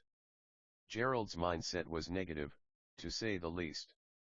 He refused to deal with discomfort or make sacrifices that were mildly unpleasant for his dream career. He preferred what he knew over the unknown, even though what he knew did not satisfy him as much as his dream would have satisfied him. That mindset made him choose to approach the situation from the vantage point that it was all bad and not worth it. He focused on the negative and the discomfort and he refused to work around it. Gerald may have succeeded at his goal had he held a different mindset. But his collection of poor and inflexible mental habits caused him to approach problems incorrectly, which left him with no hope for success. He let himself fail by approaching problems in the wrong way and eventually giving up. Had he decided to become comfortable with discomfort, he never would have given up just because the going got tough at one point. He could have adjusted to the discomfort of making sacrifices and embracing unknown scary situations, which would have made him better able to found his business and become an entrepreneur. Mindset 1, it's worthwhile. Consider what the Chicago Consortium on School Reform, along with many other educational experts, says motivates students to persevere even when things become difficult at school. 3 concepts contribute to student success: which are easily transferable to our adult lives? The first concept is holding the belief that hard work can and will lead to improvement. No matter how hard things get, it is your efforts that will get you the results you desire, nothing else. Everything else is a byproduct of luck. The hard work itself is a prerequisite. Of course, hard work doesn't overcome everything, but it's an essential component that cannot be skipped. The second concept is having the confidence that you, and people like you, belong in school and that school is a place where you can thrive. You can apply this to settings outside of school. The heart of this concept is that you believe in yourself and that you are just as good as anyone else. Basically, you need to believe in your own abilities and trust in your opportunities. Don't create self-limiting beliefs that hold you back, such as thinking that you are not as good as everyone else. This belief is illustrated by feeling that you also have valuable input at a business meeting or that you have just as much ability to handle a client as everyone else in the office. The final concept is holding the belief that what you are doing is valuable and relevant to your goals.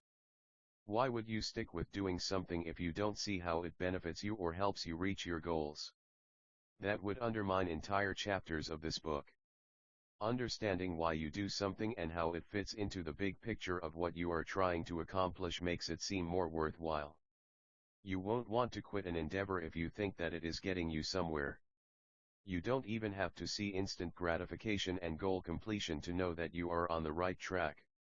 Assigning value and remembering how each thing you do ties into your main goal is very important because it helps you feel that you are doing well just by working. There is a point to everything you do, so every action you take is valuable. An example of this concept at work would be when you feel that the classes you are taking for your degree are pointless. Remember that they are not pointless, because they are leading to your graduation, which in turn will lead to your dream job in the field of your interest. These concepts can help you because they lend value and meaning to your work, and they can make you feel like you are making a difference just by following through and executing. Mindset 2. Comfort with discomfort. Another critical mindset is believing that your journey to success will become supremely uncomfortable at times, so you need to get comfortable with discomfort. Following through is never comfortable because it asks you to do things that are unfamiliar and new. To be successful and never give up, you need to minimize negative consequences of uncomfortable situations by getting immunized to the sense of discomfort. Sometimes, you feel the need to avoid something that will lead to success out of discomfort. Maybe you are avoiding extra work because you are fatigued, or you are avoiding talking to new people because it makes you nervous. You are actively shutting out success because you want to avoid being uncomfortable for a little while. Therefore, overcoming your instinct to avoid things just because they are uncomfortable for you at first is essential. Change is always uncomfortable, but it is key to doing things differently in order to find that magical formula for success. Try doing new things outside of your comfort zone. Do something new, try to learn new skills, talk to new people, and practice new actions that you are bad at until you are good at them. Expose yourself to new situations and things. The unfamiliarity will feel very uncomfortable, but you will not be able to expand your horizons and achieve success any other way. The more you do things that make you uncomfortable, the more comfortable you become with discomfort. You will find that discomfort is a temporary emotion that leaves with exposure to the situation. The benefits of being uncomfortable far outweigh the mild and fleeting unpleasantness of the sensation. Your mind will come to stop fearing discomfort so much when it realizes that discomfort does not actually hurt you. Meanwhile, staying comfortable by only doing what you know is a bad idea. It is the recipe for complacency and for staying static. You will not make any changes if you do what you always do. Don't ever give up on things just because they call for some change and discomfort. Discomfort is merely your fear instinct at play and does not actually hurt you, so getting comfortable with it is a good idea. You can choose to stay home and not meet new people, or you can choose to go out and make valuable connections that will help you reach your goals.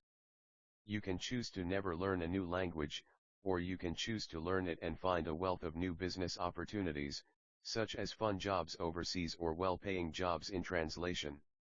By repeatedly going to language classes and talking to new people, you will become conditioned to the sensation of going out of your comfort zone.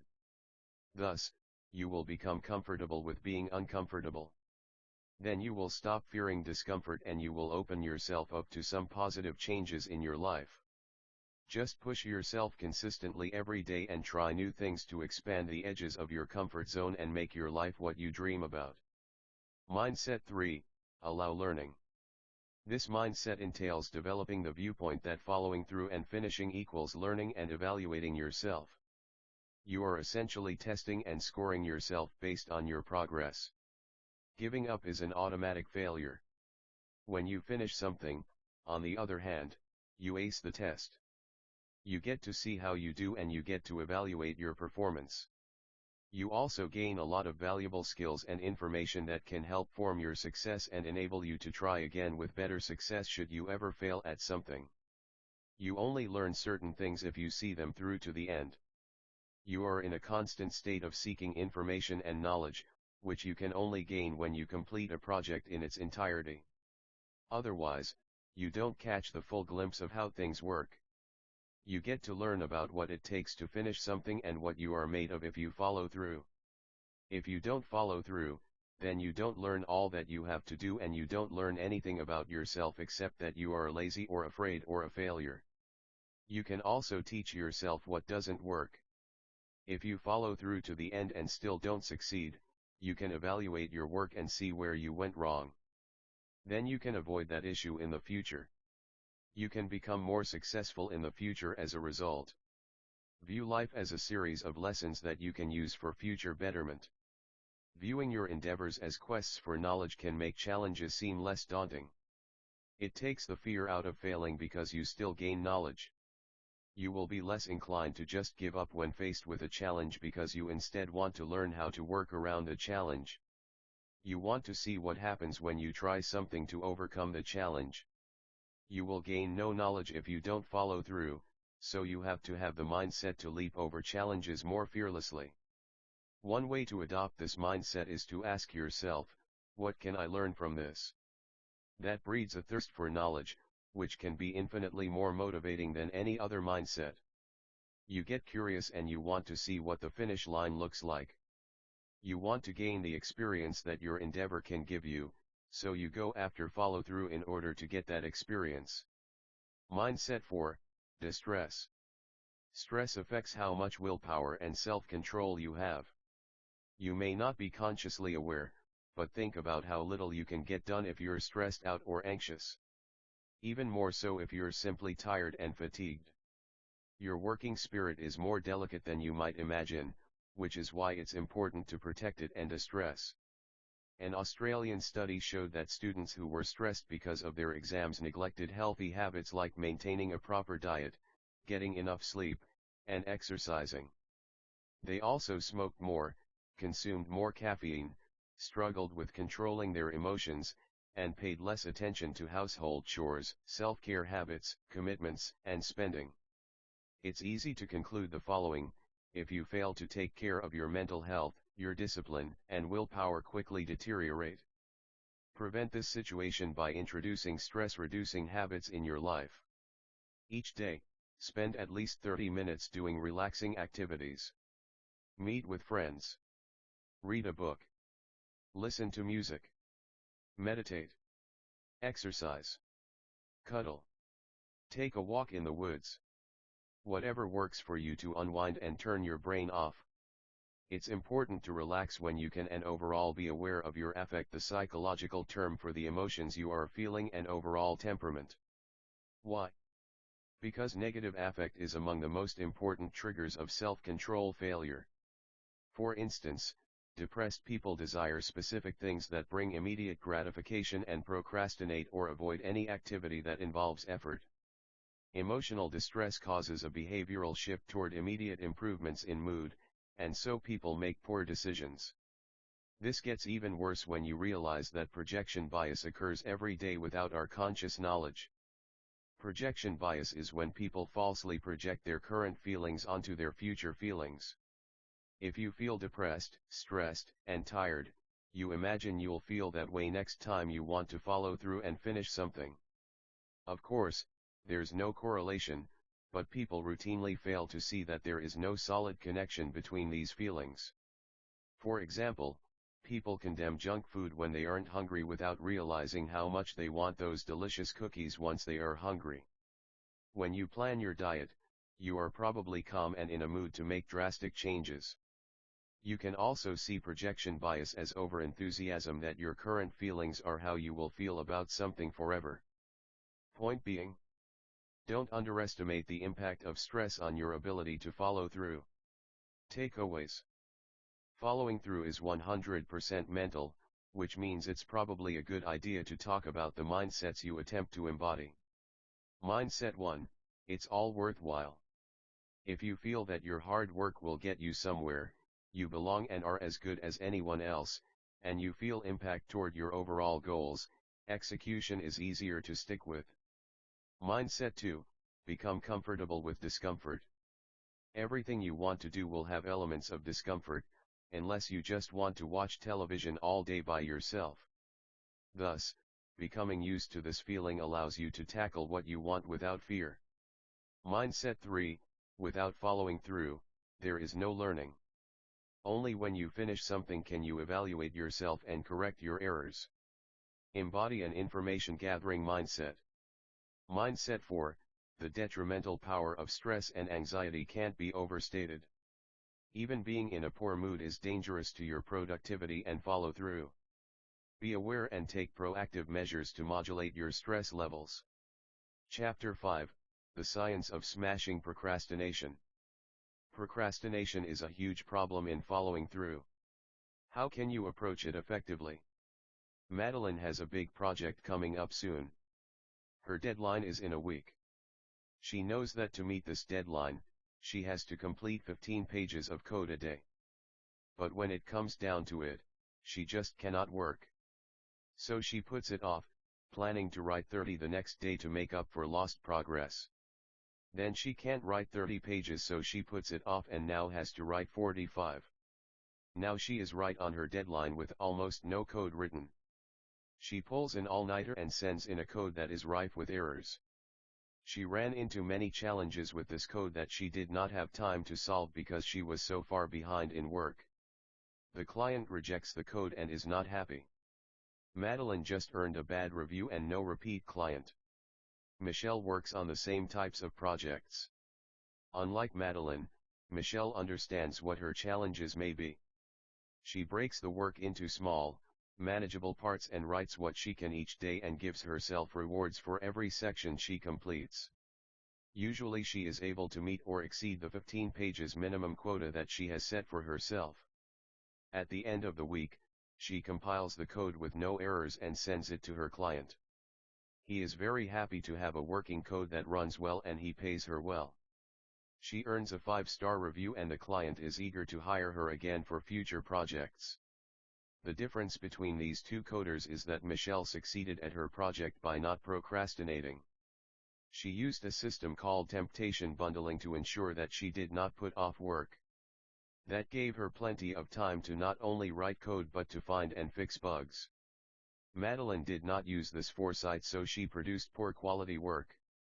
You can see how procrastination leads to intense stress, frustration, and sloppy work. We all know what procrastination is. But why is such a common issue in people trying to meet deadlines and get quality work done?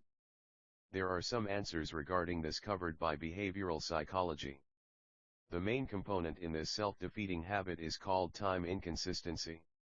This is where humans value immediate and instant gratification over long-term rewards. Imagine that you have two selves, a present self and a future self. In this instance, they are completely different people with different desires that do not overlap. When you make goals, you are making plans for your future self. It is easy to plan for what is best for your future self. You can see what you need in the future and you want that, so you plan for it. Researchers have found that envisioning your ideal future reality is quite easy. However, only your present self can actually do anything. To make goals reality, Your present self has to take action. Sadly, your present self wants rewards now. It does not want to wait to see the results in the future. So it wants to avoid having to do work for long-term goals, favoring instead tasks that reward you right now. For example, you want to get a big project done to make money, but you really need a nap. You are going to choose the nap over work because that's an immediate reward for your present self. Meanwhile, you are hurting your future self by napping instead of working. Your future self wants goals that pay out at some future date after work performed in the present. The present self wants rewards that pay out now, which in turn often hurt your chances to get your future self its long-term rewards. The best way to counteract time inconsistency is to move future long-term rewards into the present more effectively. That way, your present self sees the benefit and wants to stick to the long-term program. Waiting for a future reward is often not sufficient to motivate your present self because your present self does not want to wait. Temptation bundling. Temptation bundling is an excellent and efficient way to kill procrastination and increase productivity by combining present and future selves and their conflicting needs. This takes the above concept and introduces the means to reducing temptation to neglect your future self in the present moment. Conceived by behavioral Katie Milkman at the University of Pennsylvania, temptation bundling is a way to blend both future and present self needs by making future rewards more immediate. You give yourself instant gratification in the present while also achieving goals that benefit your future self in the long term. It's simpler than it sounds. Basically, you make a positive, but difficult, behavior or habit in the long term feel good at the present moment as well. Think eating Twinkies while working out while watching TV, or doing work while soaking your feet in a salt bath. These are examples of ways to make the long term feel good at the present moment. There is no need to suffer in the present to get something done for your future self. If you do suffer, then you will lose all motivation and procrastinate. So find ways to bundle your temptations with your long-term goals. In other words, pair your obligations with instantaneous rewards. Milkman found that up to 51% of her study participants were willing to exercise with temptation bundling. It is an effective means to correct procrastination habits. You should make a list with 2 columns, one side being your guilty pleasures or temptations and the other side being things you need to do for your future self. Then figure out creative ways to link the 2 conflicting columns in harmony. Suppose you like chocolate, surfing, soccer, and running. But work, homework, and piano lessons stand in your way. How might you combine things to make the unpleasurable more tolerable? Small, easy increments. Another way to mitigate procrastination is to start in small, easy increments. Really, you want to break tasks down into minuscule, microscopic components. This makes your first step seem incredibly easy, and taking that first step is the hardest part with procrastination. Think of procrastination as an enormous wall you must climb. If you collect enough small pebbles and rocks, you can eventually create a step for yourself high enough to simply walk over the wall. You can collect boulders the size of your torso, and you may get the same result, but it's a much tougher road. Just make sure your barriers to starting are extremely low. For example, you can even complete 95% of a task and leave the remaining 5% as a starter task for later, so you can get back in the swing of things easily. Doing this breaks inertia and enables you to gain forward momentum. You gain momentum by working and creating work that you can build off of later as you tackle the harder parts of the project. Small and easy increments involve 2 key parts. The first part is to break your tasks into smaller, more manageable steps. Don't view your task as one huge boulder that you have to get done all at once. Rather, view it as a series of steps to take from point A to point B. Your mind will thank you for this as things suddenly seem easier and more doable. An example of this is to view the writing project you have ahead of you as a series of paragraphs only 100 words long. Maybe you have to write 100 pages, but don't look at it that way.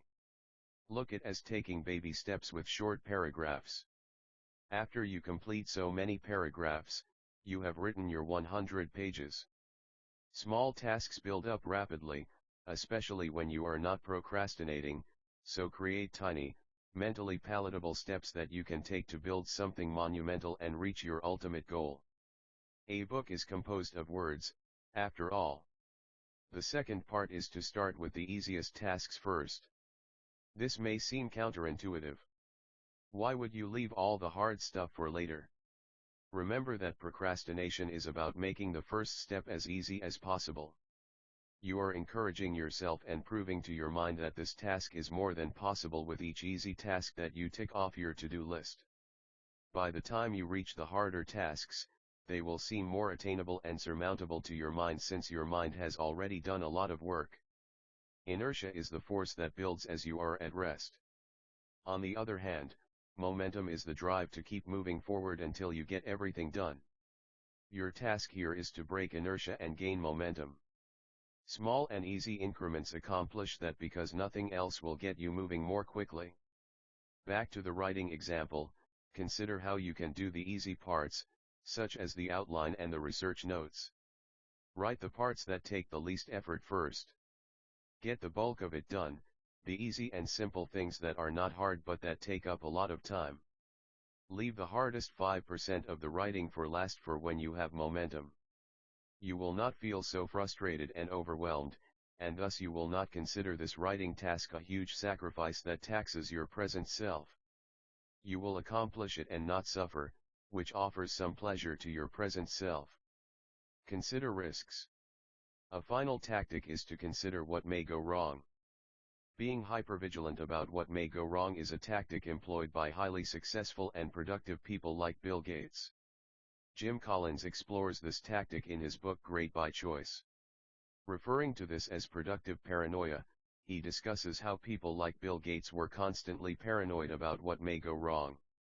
By always planning for the worst and trying to avoid the worst, these people actually ended up working extremely hard. They were always focused on their projects just to avoid the worst possible scenarios. As a result, fear motivated them and kept them from procrastination. Be paranoid and start to question what could go wrong. Think about making contingency plans and working to avoid certain challenges or problems. Thinking about what can go wrong can serve to make you work to avoid things going wrong. As a result, you become more productive just because you are afraid and hypervigilant at the moment. Be sure to ask yourself how you might lose out if you delay taking action at this moment. The opportunity may go to someone more proactive. Your opportunity may even simply go away, since many things are time sensitive. Consider how disastrous it could be to your success. The fear of losing out will motivate you. Sure, fear is not a pleasant motivator. But if it works, why not use it? Knowing that you are in danger of some kind kicks you into overdrive. Procrastination comes from boredom, complacency, and safety, so stripping those feelings away can leave you paranoid and eager to avoid bad consequences. Of course, fear is not a fun motivator, so only use this tactic in small, safe doses. Doing it too much can really drain you and stress you out. As we all know, stress is damaging to your working spirit. Avoid stress and only use this tactic when you begin to feel an intense temptation to procrastinate. Our opening example of Madeline could have used fear to help her detect possible mistakes and thus to motivate herself to write her code each day. Using fear, she would have planned to leave plenty of wiggle room in her schedule so that she could properly compile the code and ensure that there were no errors in her code writing. She would have anticipated possible errors and would have worked each day in order to give herself time to catch and fix these errors. Takeaways. Tackling procrastination is similar to pushing Sisyphus' stone. You can beat it back for a bit, but it's so natural that you will never be fully rid of it. The problem is typified by time inconsistency, where we comprise two selves that don't have overlapping desires. One wants gratification in the future and the other wants it right now. Temptation bundling is an effective method to battle procrastination. It consists of combining your unpleasurable tasks with something pleasurable. This mainly works because you are battling time inconsistency and giving both selves what they want simultaneously. Start easy and small. Procrastination thrives off inertia. Therefore, you need to make the path to motion and action as easy as possible. Then eventually you can gain momentum, the opposite of inertia. Sometimes beating procrastination just requires a kick in the pants. Fear and productive paranoia can do that to you. If you are so fearful of the negative repercussions you will face, then you will certainly be spurred into action. But this is not a method to use very frequently. Chapter 6. No Distraction Zone. This is a chapter that promises to kick your butt. It's full of powerful techniques to ensure that you jump into action. Without further ado, let's jump into it. Minimizing distractions.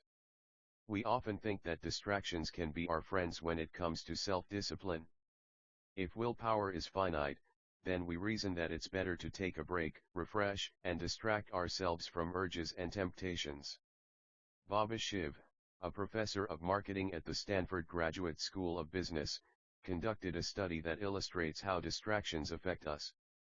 Shiv distracted one group of participants by asking them to remember a phone number and then asked all the study participants to choose either chocolate cake or fruit. Those who were trying to remember phone numbers chose the cake 50% more often than those who weren't. The conclusion here is that focus is an essential part of being disciplined. If you're constantly distracted, you succumb to temptations without even giving yourself a chance to exercise your willpower.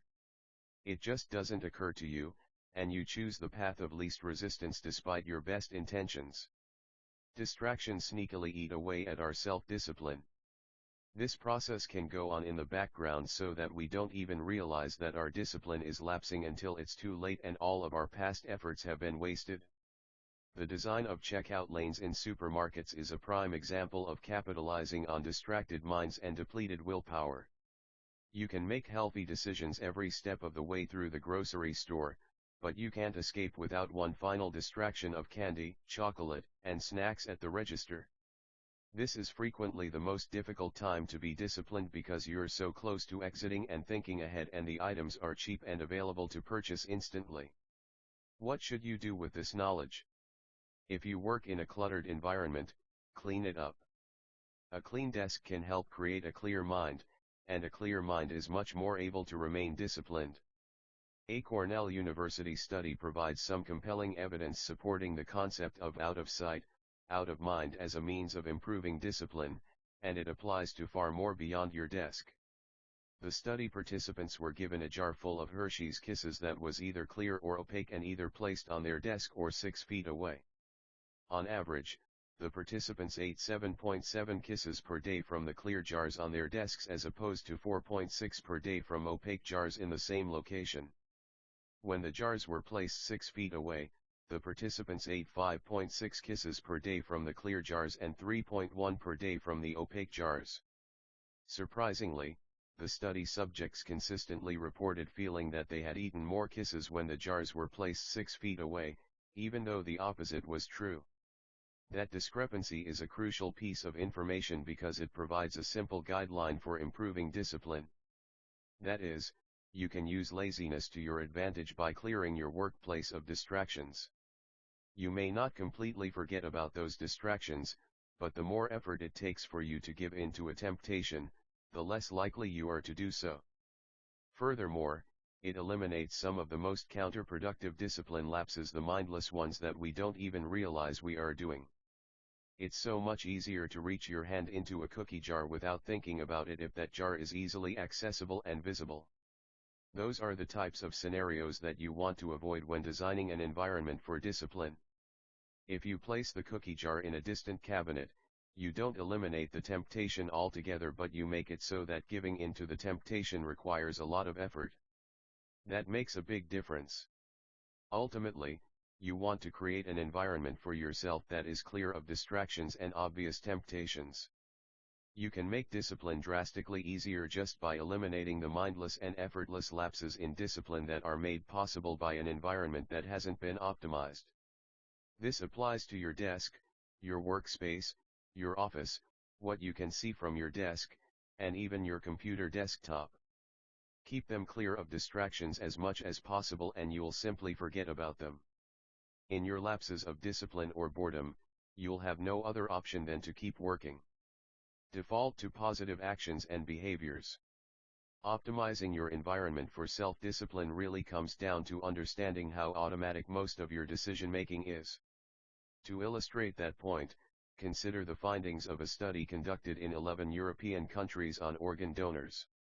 The data showed that countries that automatically have citizens opted into being organ donors requiring action to opt out had rates at or above 95% participation.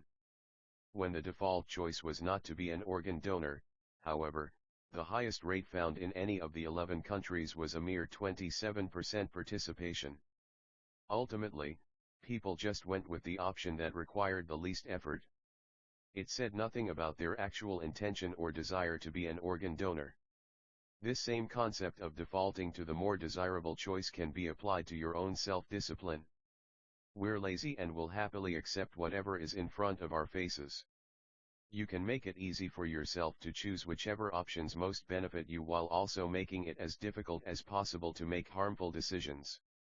A default option is one that the decision maker chooses if he or she does nothing or the minimal amount of effort.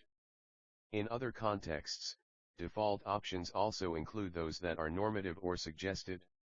Countless experiments and observational studies have shown that making an option the default will increase the likelihood of it being chosen, which is known as the default effect. Making decisions requires energy, so we often choose the default option to conserve energy and avoid making decisions, especially when we aren't familiar with what it is we are making a decision about. Optimizing these default decisions is where the bulk of your efforts to make a more discipline-conducive environment can take place. You might believe that you control the majority of your choices, but in reality, that isn't the case. Instead, a significant amount of your actions are just responses to your environment. If you're distracted by social media, for example, you might move the app icons to the back page of your phone so that you aren't constantly seeing them whenever you open your phone to do something else. Better yet, you can log out of the apps after each use or delete them from your phone altogether so that you'll only use them when you really want to instead of letting them be distractions. And if you're in the habit of mindlessly picking up your phone while working, you can simply start placing it face down and far enough away that you have to get up to reach it. If you want to practice violin more, put it on your desk with your music notes open. If you want to floss your teeth more, keep floss in your backpack, in your bathroom, on your nightstand, and on your sofa. There is a seemingly endless number of examples of how you can utilize the default effect to become more disciplined with very little use of willpower itself. Another one is that leaving potato chips and cookies out on the kitchen counter will make it your default choice to eat those things whenever you walk to the kitchen feeling even the slightest bit hungry. Hiding those, or not buying them at all, and replacing those unhealthy snacks with fruit will instantly increase the probability that you eat fruit and that you avoid the unhealthy snacks. Want to exercise more? Put a pull-up bar in your bathroom doorway. If you keep sugary sodas and juices in your refrigerator, you're making it your default choice to drink them whenever you are thirsty and open the fridge. But if you don't have those options, you increase the likelihood that you'll drink water or make tea. Want to take more vitamins? Put them right next to your toothbrush for easier access. If you sit in an office all day and have back problems, then you might benefit from standing up and walking frequently throughout the day. You can make this your default option by drinking water constantly so that you are forced to get up to go to the bathroom. Or perhaps you could schedule alarms on your phone and place it somewhere out of reach so that you have to stand up to turn off the alarm whenever it goes off. The whole point of this is that you can save your willpower and your energy by making positive changes to your environment. The two biggest facets of environmental change are reducing clutter and distractions and optimizing choices based on the default effect. If you reduce distractions from your environment, you'll clear your mind, which in turn increases focus, efficiency, and productivity.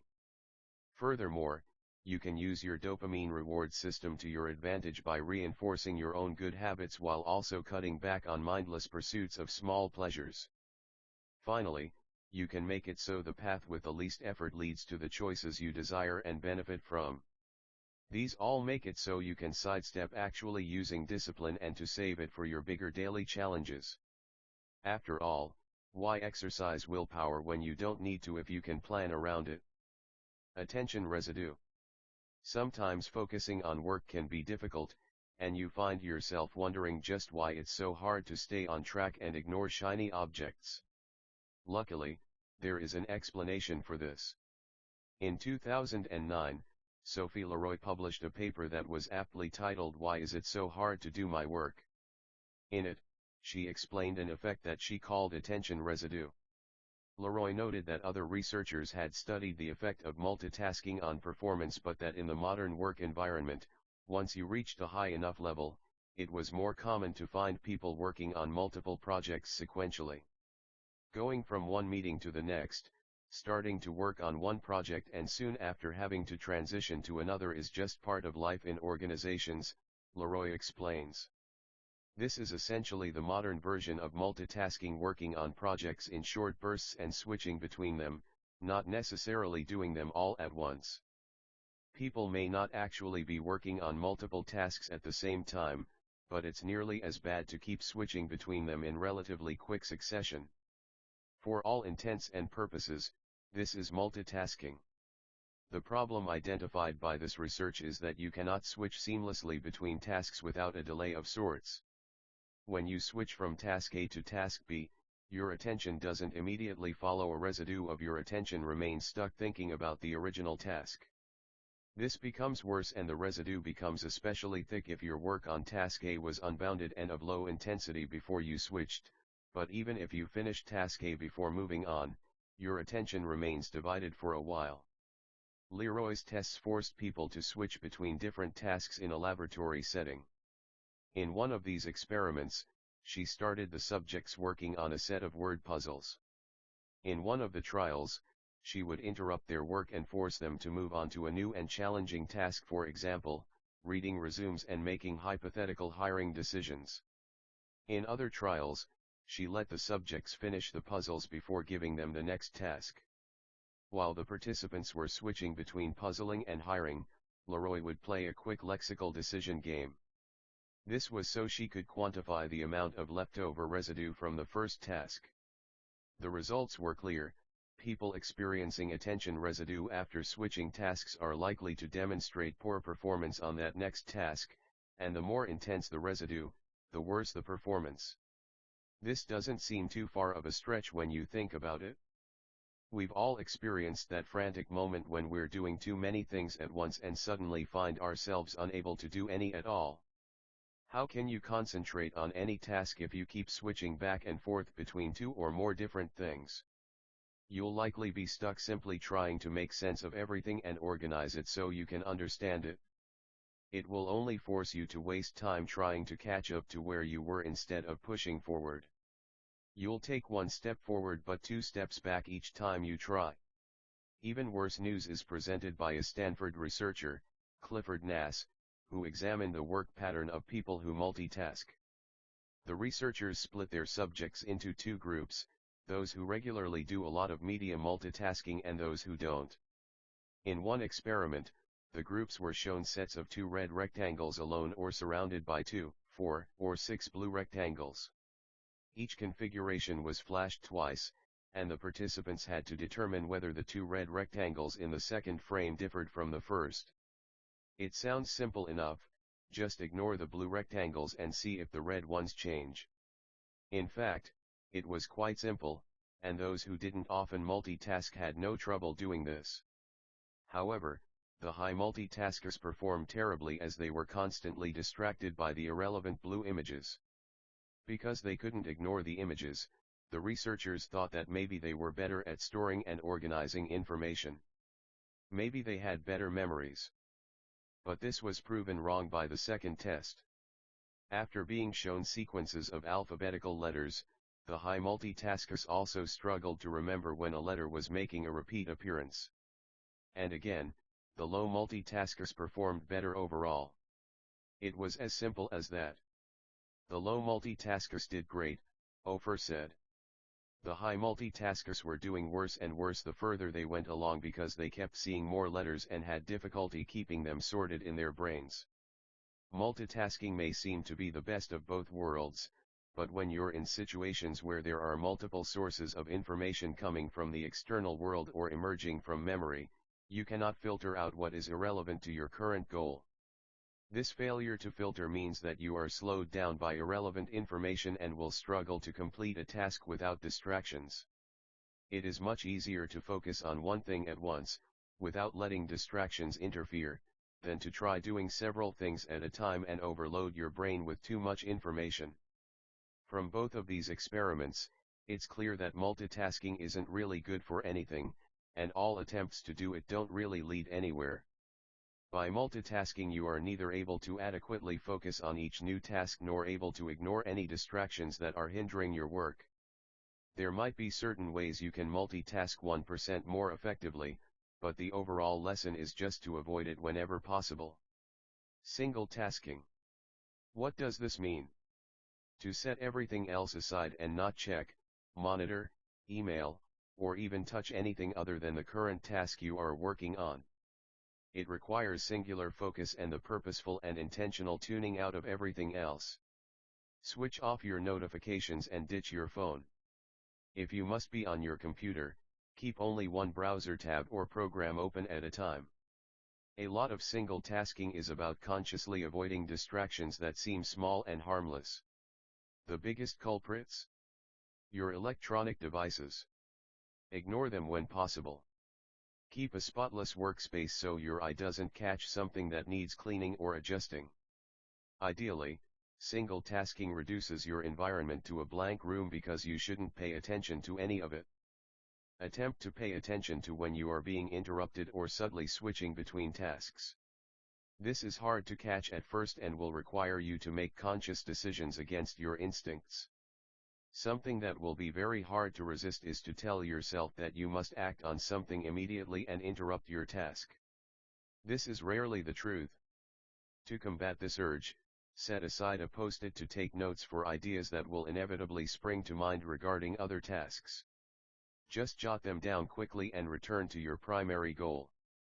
You can address them after your single tasking period is over, and you won't have forgotten anything. It will keep your mind focused on one single task while setting you up for future success. Batching. Henry Ford, founder of Ford Motor Company, got a lot of things right about cars. He had a few competitors back in the day, but a primary reason those names are essentially lost in time is because he was also the creator of the factory assembly line.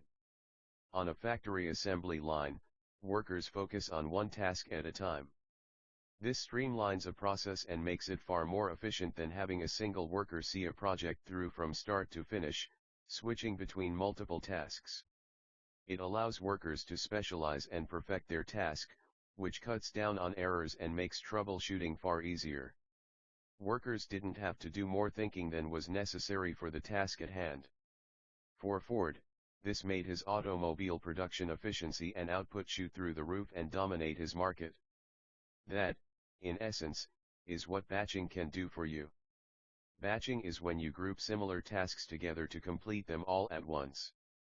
Ford's assembly line was essentially 100% batching because his workers only performed one task incredibly efficiently.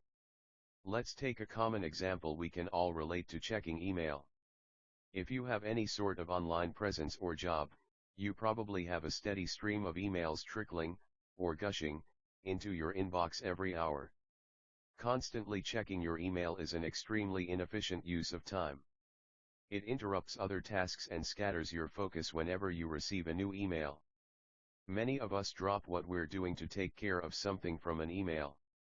Then we have to start the original task over again because our flow and momentum has been interrupted. Batching emails will considerably improve your productivity. An example of this would be to only check your emails at the top of every 2 hours and purposely ignore or block your inbox notifications. At first it might be difficult, but limiting how often you check email in this way allows you to focus on your tasks without constantly being distracted and having to reacclimatize yourself. Perhaps more importantly, It teaches the lesson that saying no to some tasks is just as important as saying yes to the correct ones. Batching teaches the art of purposeful, deliberate ignorance so you can focus on other tasks. Switching from task to task is a large mental burden because you are essentially stopping and starting from zero numerous times throughout the day. It takes a lot of energy to switch from task to task, and there are usually a few wasted minutes just regaining your bearings and figuring out the status of the task you were working on. Of course, these kinds of interruptions only lead to achieving just a portion of what you can and want to. In the example of checking email, batching allows you to stay in a mindset of reading and composing email with all its associated skills, tasks, and reminders. Email is a distinctly different mindset and way of thinking than designing a new graphic for an advertising campaign. Staying in the same mindset pays huge dividends. Batching allows you to save your mental energy for the tasks themselves and not waste your energy on the process of switching back and forth between them. What else can you batch? You can schedule all your meetings in one afternoon so you will have a free, uninterrupted morning to work. You can plan to do everything that requires computer access in the morning and even batch parts of tasks such as the parts that require you to make phone calls. You can also batch your distractions. This isn't to distract and amuse yourself more efficiently, it's to make sure that you are conserving your energy and allowing your focused time to be exactly that, focused. How can you batch distractions? For example, if you're burned out on a particular task, you might want to take a little social media break. By all means, take it. However, allot just a bit more time to check all of your accounts, ESPN, Refinery 29, and whatever other distractions you occupy yourself with. Grab a new cup of coffee, take a brisk walk around the office, and say hello to your neighbor. Get it all out of your system so that when you're back to work, you can have a solid and fixed block of time in which to focus. After all, if there is nothing new on your Facebook page, you will probably feel less compelled to check it. Once you knock yourself out doing all these distracting activities within the allotted time, you can switch to productive work for the rest of your hour. The more you divide your attention among different activities, the less productive you'll be. However, if you begin doing something similar to the previous activity, you'll find it's much easier to get going because your mind is already geared toward doing a certain kind of task. Do all the similar tasks together, one after the other, and then move on to the next batch of similar or related activities. Effective batching can skyrocket your productivity no matter the context. To-do list. Everyone knows the value of the to-do list. No doubt you've stumbled across tips elsewhere about using a to-do list to increase productivity. But everyone inherently kind of knows what they should be doing and when they need to do it by. The act of writing it down just helps remind them, and it makes people more likely to take care of their obligations. However, not everyone knows what they shouldn't be doing, what they should be avoiding, common ways of procrastinating, and distractions that masquerade as priorities. Along with your to-do list, it's equally important to make a to-do list. Each day, we're faced with choosing tasks that will create the biggest impact for us, and there are many hidden obstacles. Again, we all know the obvious evils to avoid when trying to upgrade productivity: social media, goofing around on the internet, watching The Bachelorette while trying to work, and learning to play the flute while reading. It can be difficult to distinguish between real tasks and useless tasks, and it will require some hard thought on your part. You need to fill your to-do list with tasks that will sneakily steal your time and undermine your goals. These are tasks that are insignificant or a poor use of your time, tasks that don't help your bottom line, and tasks that have a serious case of diminishing returns the more you work on them. If you continuously devote and waste your time on these tasks, your real priorities and goals will be left untouched. Here's what you should put on your to-do list. First, include tasks that are priorities but which you can't do anything about at present because of external circumstances. These are tasks that are important in one or many ways but are waiting for feedback from others or for underlying tasks to be completed first. Put these on your to-do list because there is literally nothing you can do about them. Don't spend your mental energy thinking about them. They'll still be there when you hear back from those other people. Just note that you are waiting to hear back from someone else and note the date on which you need to follow up if you haven't heard back. Then push these out of your mind because they're on someone else's to-do list, not yours. You can also temporarily push things off your plate by clarifying and asking questions of other people. This puts the ball in their court to act, and you can take that time to catch up on other matters. Second, include tasks that don't add value as far as your projects are concerned. There are many small items that don't add to your bottom line, and often these are trivial things, busy work. Can you delegate these, assign them to someone else, or even outsource them? Do they really require your time? In other words, are they worth your time? And will anyone but you notice the difference if you delegate the task to someone else? By taking on the task yourself, are you getting stuck in the weeds of perfectionism? You should spend your time on big tasks that move entire projects forward and not myopic, trivial tasks. Often these are useless tasks disguised as important ones, such as selecting the paint color for the bike shed in the parking lot of the nuclear power plant you are building. Third, include tasks that are current and ongoing but will not benefit from additional work or attention paid to them. These tasks suffer from diminishing returns. These tasks are just a waste of energy because while they can still stand to improve, and is there anything that can't, the amount of likely improvement will either not make a difference in the overall outcome or success or will take a disproportionate amount of time and effort without making a significant dent. For all intents and purposes, these tasks should be considered done. Don't waste your time on them, and don't fall into the trap of considering them a priority. Once you finish everything else on your plate, you can then evaluate how much time you want to devote to polishing something. If the task is at 90% of the quality you need it to be, it's time to look around at what else needs your attention to bring it from 0% to 90%. In other words, it's far more helpful to have 3 tasks completed at 80% quality versus 1 task at 100% quality. When you consciously avoid the items on your to-do list, you keep yourself focused and streamlined. You don't waste energy or time, and your daily output will increase dramatically. Why read a menu with food items that are unavailable? It's pointless and wastes your mental bandwidth. By preventing your energy level from being dissipated by those things that suck up your time and attention, a to-do list enables you to focus on what matters. This can have a very dramatic and positive impact on your daily routine. The fewer things that tug on your mind, the better. The kind of stress and anxiety they create only hampers or kills productivity. A to-do list will free your mind from the burden of having too many things in the air because it eliminates most of those things. You can focus on the balls that are still in flight and steadily knock each one out. The 40-70 rule. Many of us are reluctant to take actions outside the comfort zone unless we have all the pertinent information we need. But can you actually have too much information to start something new? Former U.S. Secretary of State Colin Powell has a rule of thumb about making decisions and coming to a point of action. He says that any time you face a hard choice, you should have no less than 40% and no more than 70% of the information you need to make that decision. In that range, you have enough information to make an informed choice but not so much intelligence that you lose your resolve and simply stay abreast of the situation.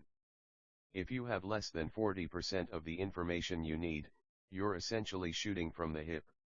You don't know quite enough to move forward and will probably make a lot of mistakes. Conversely, if you chase down more data until you get more than 70% of what you need, and it's unlikely that you'll truly need anything above this level, you could get overwhelmed and uncertain.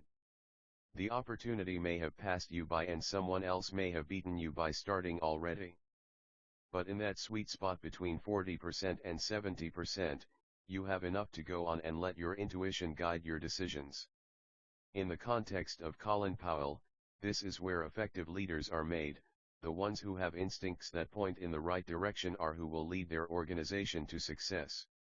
For our purposes of breaking out of the comfort zone, we can replace the word information with other motivators: 40-70% of experience, 40-70% reading or learning, 40-70% confidence, or 40-70% of planning. While we're completing the task, we'll also be doing analyzing and planning on the fly, so this range of certainty helps us tend toward action. When you try to achieve more than 70% information, or confidence, experience, etc., your lack of speed can result in many negative consequences.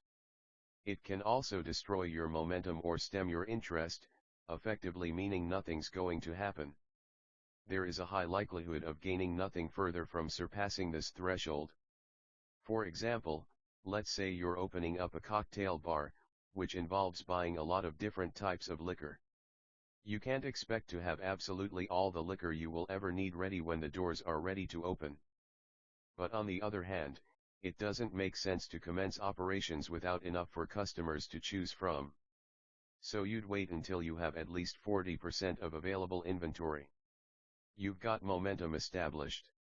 You figure if you could get more than half of what you need, you'll be in pretty good shape to open.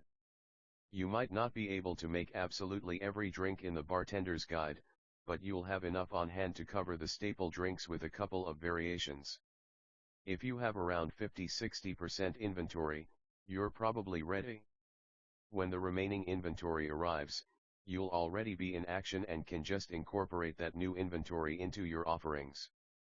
If you waited until you had 70% or more inventory, you could find yourself stuck in neutral for longer than you wanted to be. This way of thinking leads to more action than not.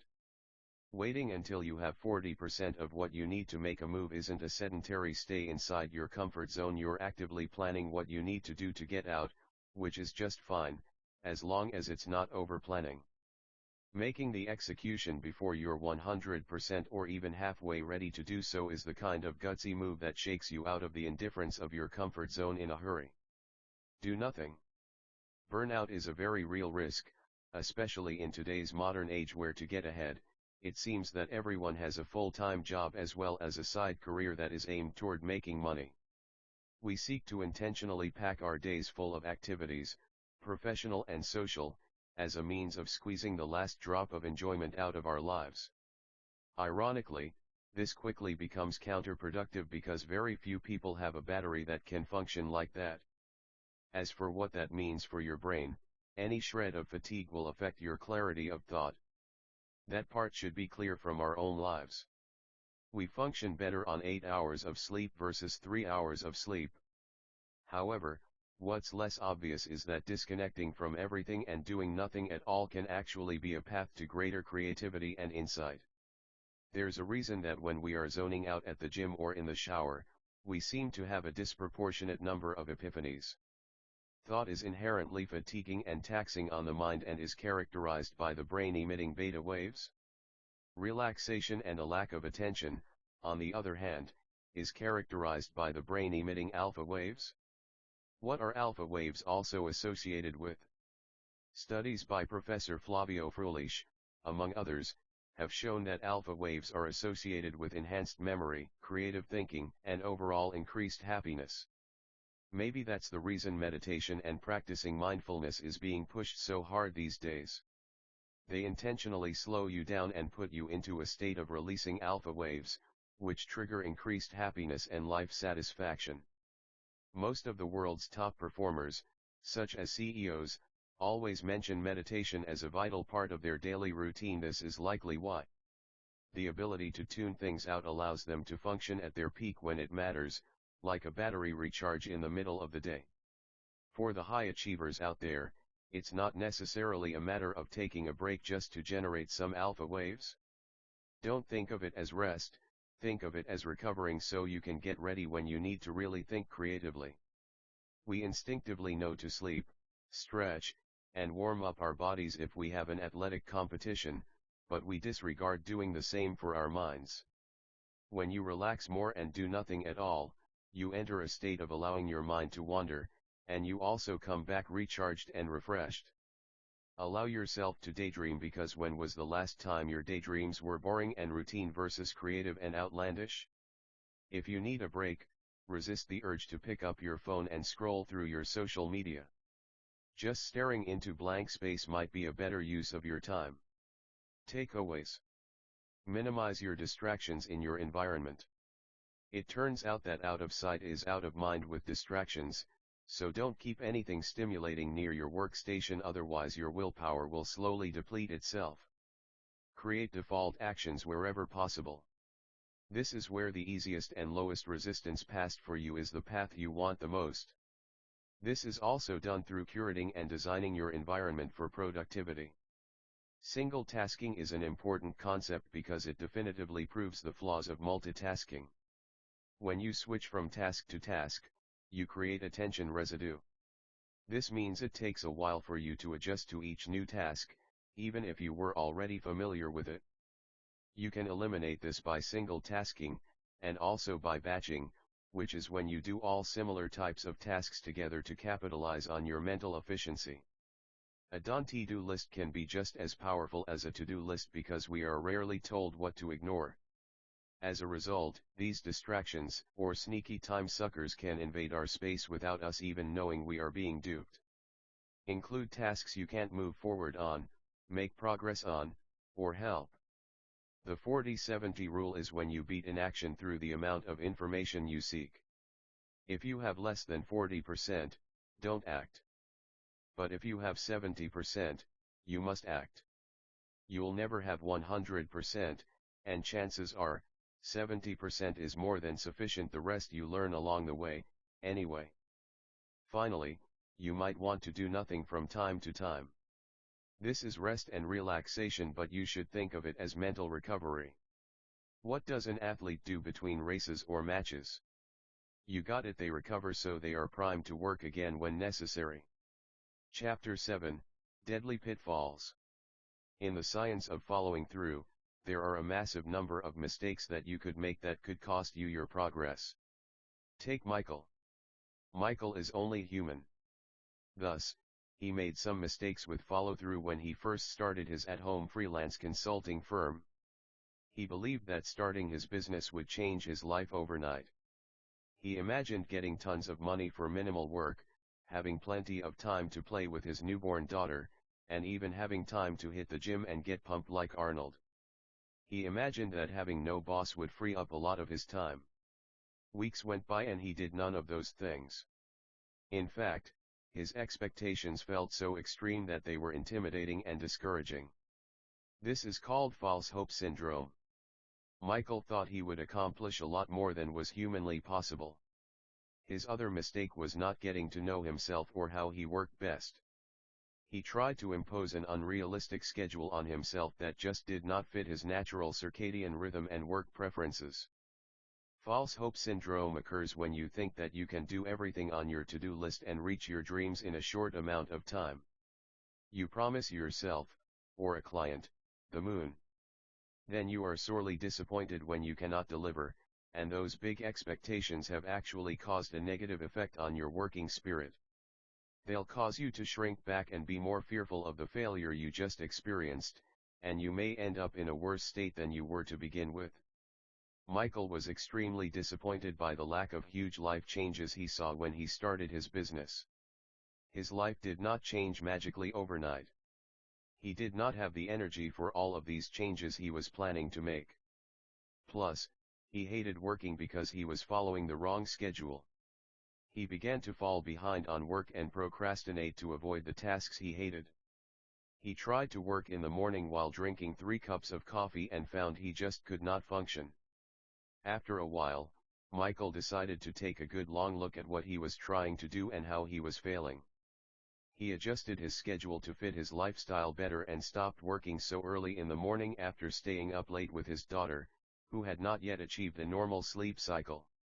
He found how to work on only a few goals at a time and make time for his goals when he could. Suddenly, Michael felt better and worked better. Life was just easier since he fell into a more comfortable and realistic groove. He was no longer so overwhelmed and disappointed, so he stopped despising work and stopped putting work off out of loathing and dread. Like Michael, we all make mistakes. But learning which mistakes to avoid gives you a step up on other people. You will not tax your self-discipline or willpower for follow-through if you avoid these common mistakes. False hope syndrome. False hope syndrome, what Michael had, is where you overestimate the changes you can make. You set unrealistic expectations for what you can do and the speed, number, and ease of the changes you plan to make to your life. When you can't accomplish everything on your list of desired changes, the disappointment at failing to reach your lofty goals can cause a powerful backlash that will cause you to give up hope. Even if you have extremely strong self-discipline and desire to change, you will still fail if your expectations are too high. Plan for proper expectations and figure out what you can actually hope for. Learn to let go of hopes that are not realistic and to set expectations that you can actually obtain or meet. One example of this might be thinking that you will magically be able to change your work habits, even though you have tried doing the same things in the past and have failed. You expect to get more done with distractions and multitasking, for example, even though that has never worked for you before. Changing your approach and not believing that you can initiate too much self-change is essential to being successful because it prevents you from falling into old habits and disappointing yourself. False hope is about controlling your expectations. When you can have realistic hopes, you can actually achieve, which leads to confidence, competence, and skill. Anything else is just setting yourself up for heartbreak and failure, which tends to not be productive. Don't shoot too high, but don't shoot too low, otherwise, you'll grow bored and unengaged. Just remember that your goals can be entirely different from your expectations. Overthinking. Another mistake is overthinking. Overthinking is a silent killer of joy, hope, and reason. It kills your positivity and desire to carry on. Overthinking makes you inevitably fixate on the negative because they are so easy to find, and your entire worldview eventually goes dark. Overthinking is so tempting because it mimics progress. After all, you are thinking about work and doing research to make the best decision. You think you are being proactive. But really, overthinking is silently hampering you, and this is another classic instance of mere motion versus actual action. You are considering too many options and doing too much research, which limits your ability to make an executive decision.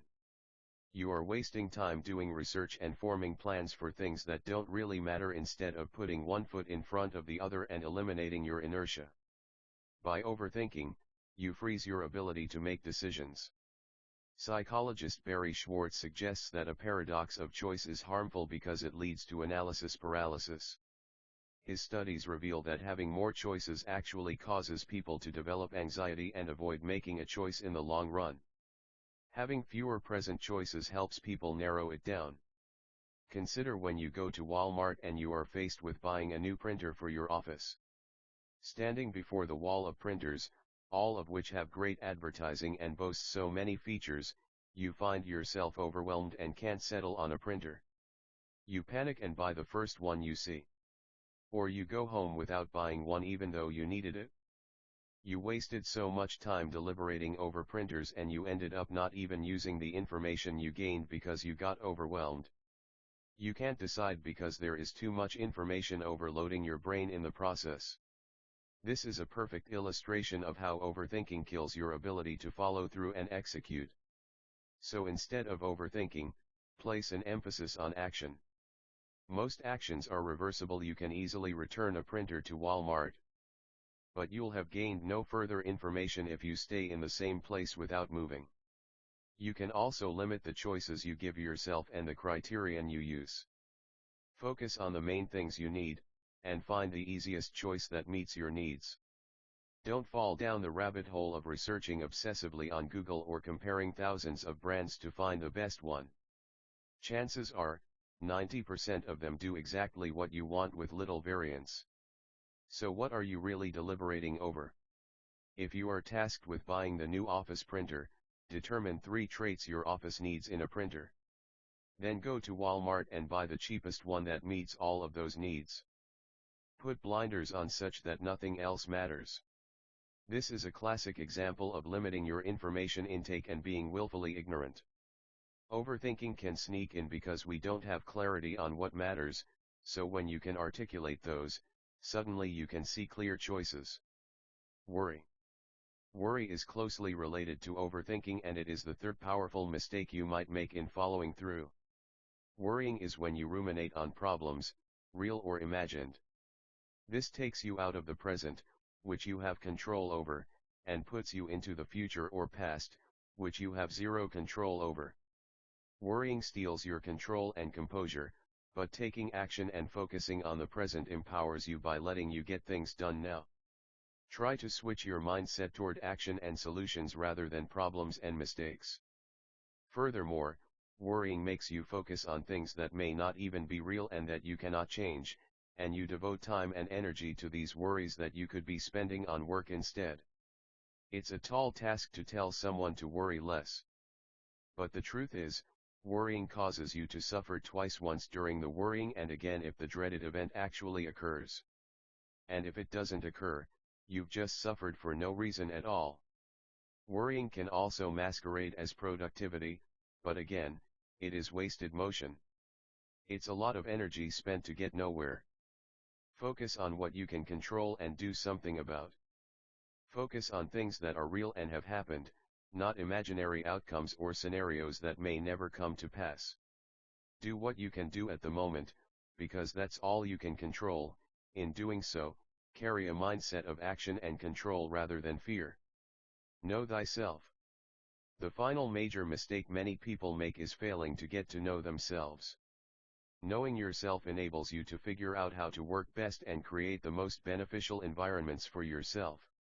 Not all people work the same way.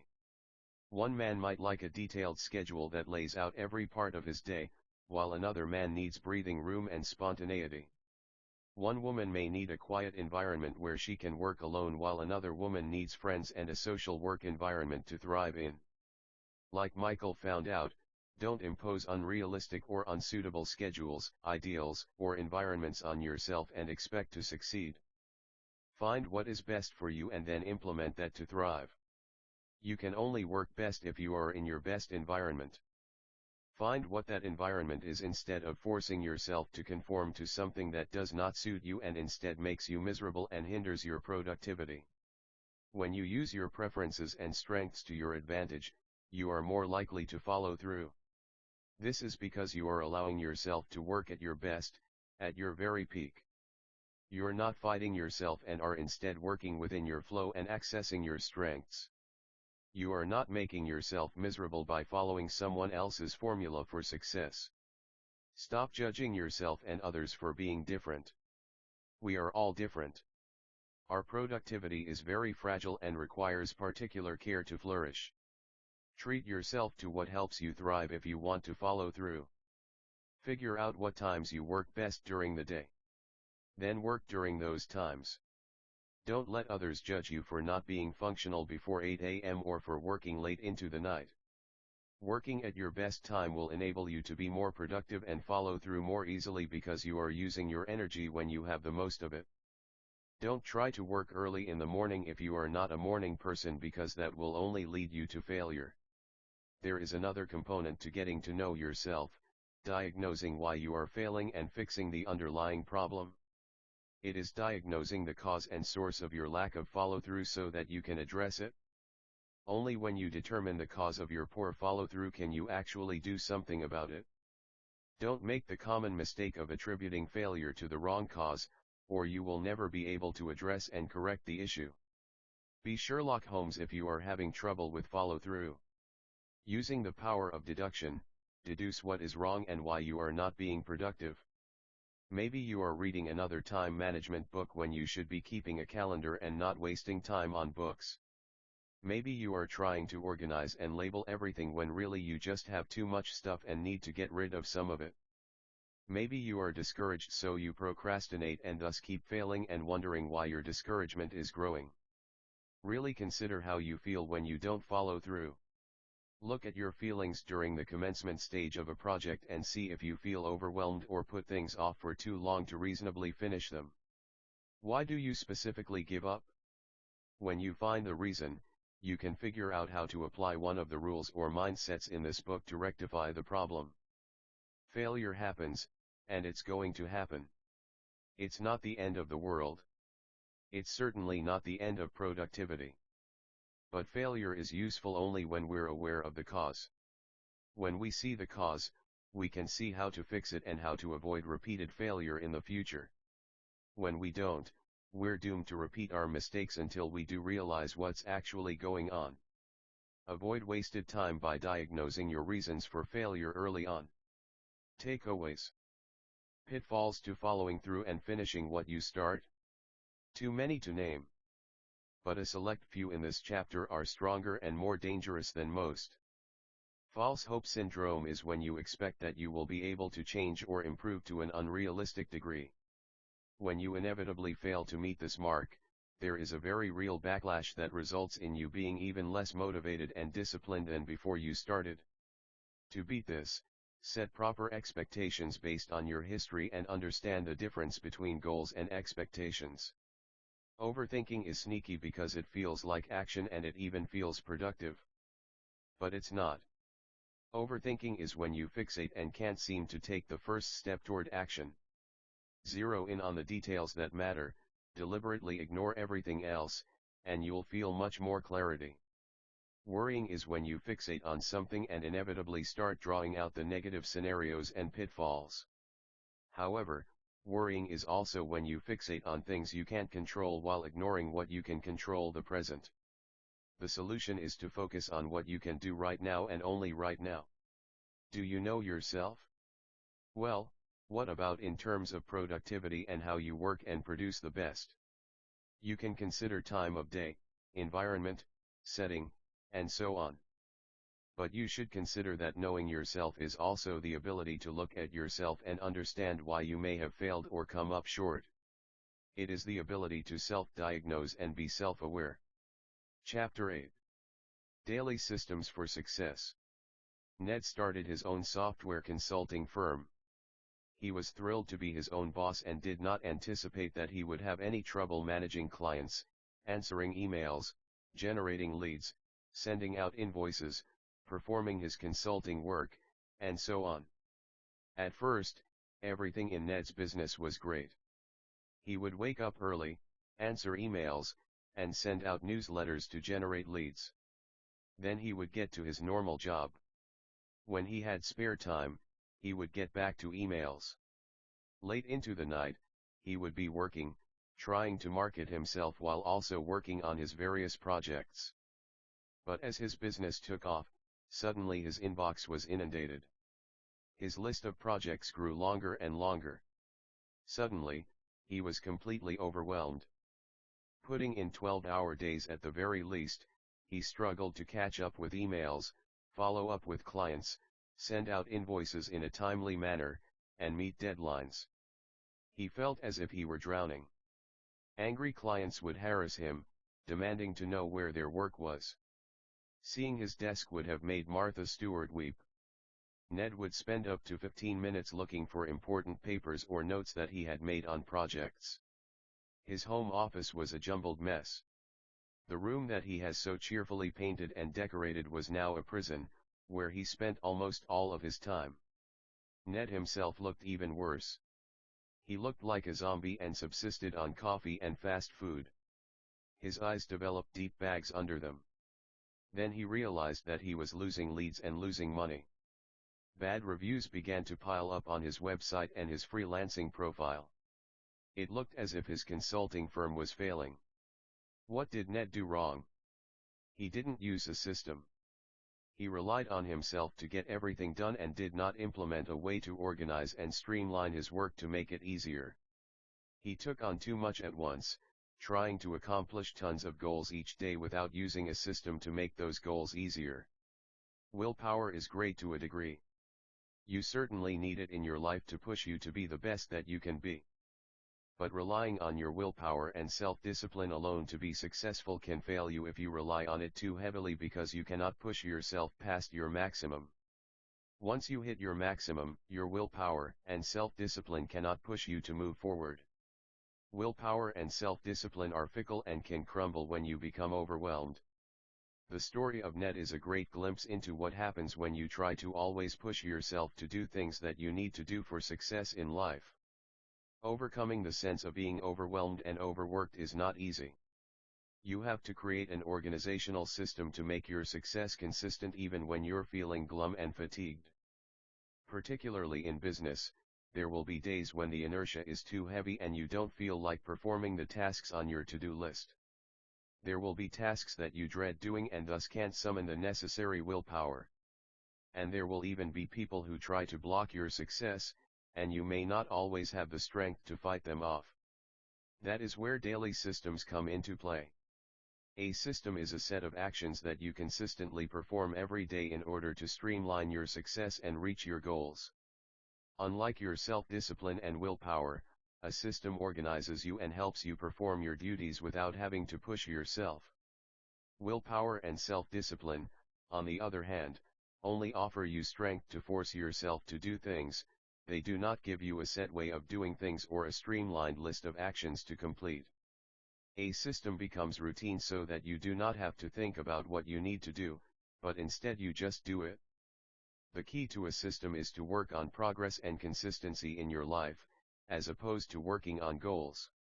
For instance, let's go back to Ned and consider if he had used a time management system to split up tasks and make time for each task.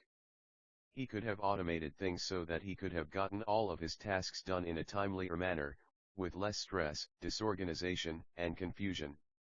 Had Ned implemented a few simple daily systems into his approach to his business, he would have been more successful. Ned relied on his self-discipline too much. He just could not force himself to do so much work on his own. Working at maximum, he burned out and began to fail. For perspective, a goal is antithetical to a system because goals play a part in systems. Systems are simply ways to make sure you take the actions necessary to reach a goal. They are not limited to one thing at a time, as goals are. Instead, they apply to everything you must do in your endeavor. Once you complete one goal, you can move on to the next one easily by simply following your system. Systems will carry you through every single goal you set. Systems also protect you from failure even if you do not reach a goal. Say your goal for the day is to complete 1,000 words of writing for a grant proposal. You use a system to help you get some work done, but you do not reach the 1,000-word mark. That is fully acceptable, because you still got some writing done. A system enables you to reach a better place, even if you do not meet your exact goal. From that better place, it is even easier to move forward and accomplish your ultimate goal later on. Every day is a chance to get closer and closer to your final goal when you have a good system in place. Ned focused on accomplishing a series of goals each day, such as generating new leads and finishing projects. He did not implement any sort of system that forced him to perform the necessary actions for his goals at a specific time each day. Had he implemented a system and structured his work, he would have been able to tackle his goals in a timely manner instead of working in chaos and exhausting himself. Then his business would have thrived as he earned new clients and pleased old ones simultaneously. Creating systems begins with having an overall goal in mind. Then you can build the scaffolding that will get you there. Keep a scoreboard. The first type of system is to keep a detailed scoreboard for yourself. The heart of the system is that you'll be far more motivated if you feel that you have the possibility to win something. You must see some type of gain to fuel interest in the project. Therefore, you want to keep score. People play at their best when they feel as if they are winning or losing, so be sure to demonstrate how you are progressing and winning. People play differently when they are keeping score. If you're not keeping score, you're just practicing. So start keeping score today to provide automatic motivation for yourself and others. Here are some things you can do to keep a scoreboard. First, track your progress. Every time you get something done, check it off of your list. Seeing your tasks checked off will give you a sense that you are actually getting something done. A big to-do list on a whiteboard mounted on the wall can help you. This is so motivating because people can visually see they are getting things done, and seeing what they complete makes them realize that the target goal is more and more possible. Another important element of this system is to celebrate small victories for you and those you are working with whenever you see a victory. The smaller the victory, the better, because it is a chance to motivate yourself and others. This also allows you to have an overall greater number of victories to feel good about and celebrate momentum with. Find every little small victory, be it scoring a new client or finding a way around an obstacle you face. Create friendly competition to boost this concept, even if you have to compete with your own past performance. Finally, always have an ultimate reward or incentive at the end of the project. When you meet the ultimate goal that you have set, reward yourself. Having some type of reward set up for when you hit your goal can give you something to look forward to, which pushes you forward even when you want to give up. Treat yourself to a spa day when you hit that mark, for example, or treat your team to a night out. This mentality is why bonuses work well to motivate workers in companies. An example of how to integrate this system into your work life is to create a list of things you wish to accomplish. When you check off an item on the list, have a small celebration, such as a pizza party for the whole team. Be sure to set incentives, such as bonuses or a day trip, at the end. For every sale, you want to mark it and celebrate it. View every day as a chance to rack up more points on your scoreboard. Time management. A time management system is essential to success for anyone. Knowing how to divvy up your time and how much time to give to each task will help you complete goals on time. Time management is essential because it really helps you get things done by your deadline, and it provides motivation to follow through on tasks. You can set realistic expectations once you know an approximate time frame for everything you do. To practice good time management, first set a routine for your work. A routine is a system that enables you to know what to do when. You know you need to start work at 9, for example. Take deadlines and other time commitments into account when setting up your routine. Be sure to set aside time for work, eating, sleep, appointments, and other commitments. In addition, don't neglect yourself or you will hit your maximum and become too stressed to handle work. So be sure to also tend to your health, sleep well, and eat right. Always assess your time needs on a project. Ask yourself, how much time will something take? To get a better idea of your time needs, you can time yourself on certain tasks to get an idea of how long things take you at your normal, comfortable pace. You should never feel hectic or stressed with a good time management system, so be sure to time yourself doing things at a pace that does not stress you out and give yourself some wiggle room for unforeseen issues that may cause you to need more time. Read over your daily tasks at the start of the day. When you get to work or even when you wake up, look over a planner and see what you have planned for the day. This helps you ensure that you meet goals in a timely manner. Be sure to account time for important appointments, as well as the amount of time you need to do things related to your business, such as answering emails, attending networking events, and having strategy meetings. Minimize distractions whenever you are working. Focus on one thing at a time. Multitasking and having distractions can drastically cut down on your productivity. Set a specific time to check emails, for example, instead of checking emails throughout the day and letting your inbox distract you from the task at hand. Also have a set time to focus on marketing or on networking. Lower your transaction costs. Transaction costs is an economic term for the cost you must expend to be in the market.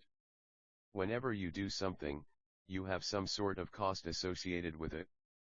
The cost may be monetary, such as an investment to start a business.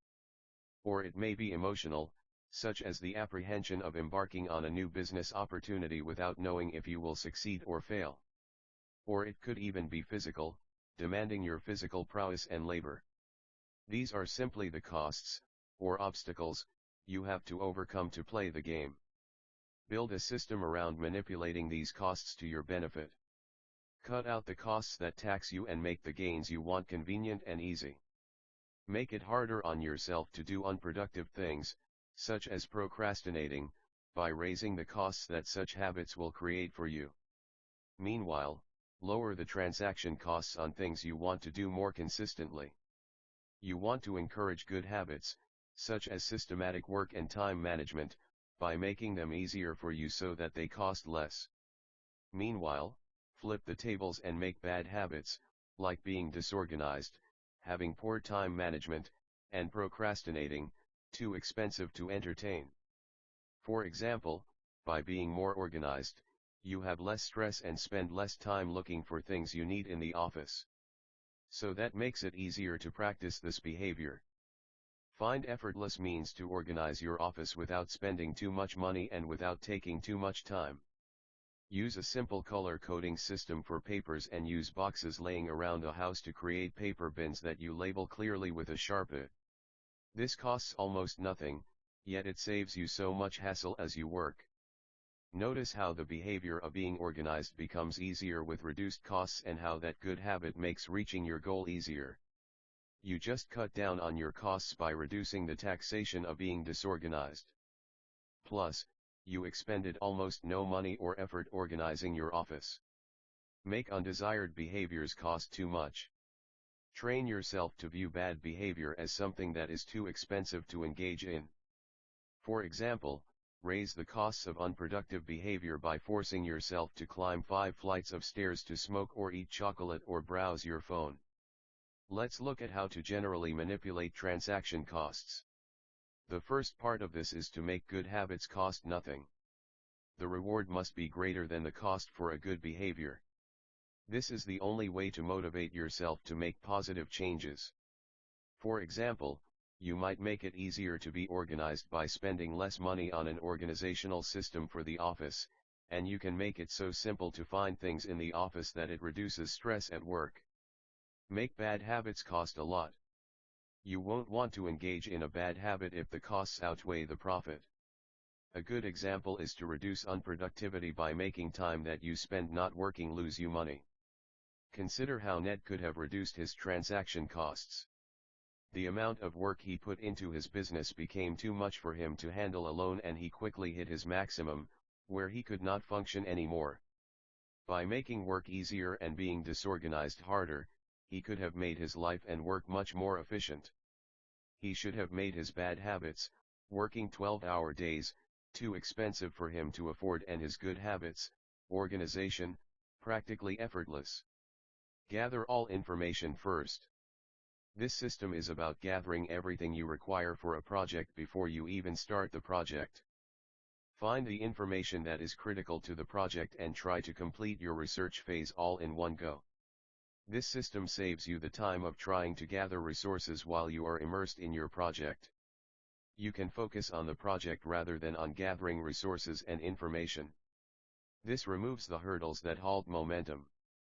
You can use momentum to roll forward, making the project easier to perform as you are in the middle of it. Having to stop your work to find out information or find a supply can kill momentum. Momentum is when you work without stopping, letting each completed goal build on top of each other to make the next goal easier to complete.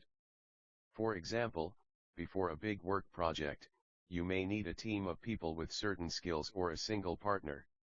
You may need some basic supplies or a specific software. Even consider the office supplies you will need, such as pens and paper, and have them at hand. Gather all of the resources you need and have them ready before you even commence working. Also, list all of the information you will need before working, such as contact information for other workers and the deadline, so that you do not have to search for this information while you are busy. Think of it like carrying all the groceries out of your car in one trip. In Carey Patterson's book Crucial Conversations, he suggests some of the information you must gather or assess before you embark on any project. Assign responsibility. Ask who is responsible for what. Assign a name to each task that must be completed. This is essential for creating clarity.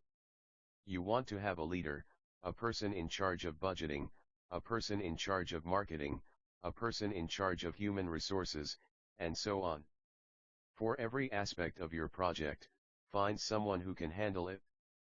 If you are handling everything by yourself because you are working solo, then delegate responsibility to yourself by splitting your tasks into different roles and then performing each of those roles separately at different times to ensure you complete them. Specify your desired outcome and expectations. Be very specific about what you want to accomplish and what you expect to do. Having a target outcome can guide you in success by making it clear to you what tasks you have to complete and how you need to work. Specify how much work you want to get done, how many units you want to sell, how much money you want to make, and when you want to meet your goals by. Go ahead and set clear goals that are both reachable and inspiring. For example, you may want to look at previous sales and say, okay, we sold 1,000 units last month. Let's hit 1,200 this month. Determine the deadline. You probably have a deadline set by your boss or client. If you don't, set one yourself. Nothing will motivate you like a specific date when you must have a project completed by. Deadlines can give you a clear guideline for how to structure your time and when to meet milestones. Make sure to set a realistic deadline. Do not promise someone the moon and then not be able to deliver. You want to set a deadline that gives you plenty of room to complete something by, taking into account potential setbacks and challenges that cost you time. Have a follow-up plan. You don't want to think of your current goal as the finish line because life goes on after you reach the goal. What happens after the project? What do you do next? Have a plan for the steps to take once you complete a project and what goals to move on to. This can motivate you as you have more things to look forward to. Also consider following.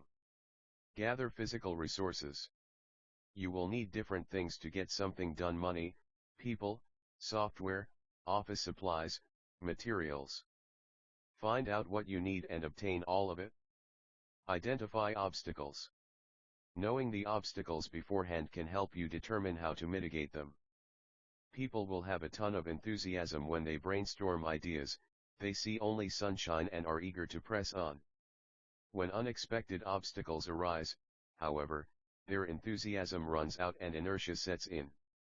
If everyone involved knows what to expect and thinks of these obstacles as hurdles to overcome as a team, then morale will not be so heavily impacted.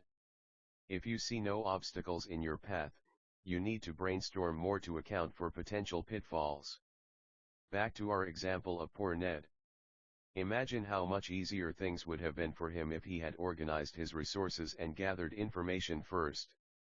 First, he should have organized his office, putting notes where it would be easy to find them when he needed them.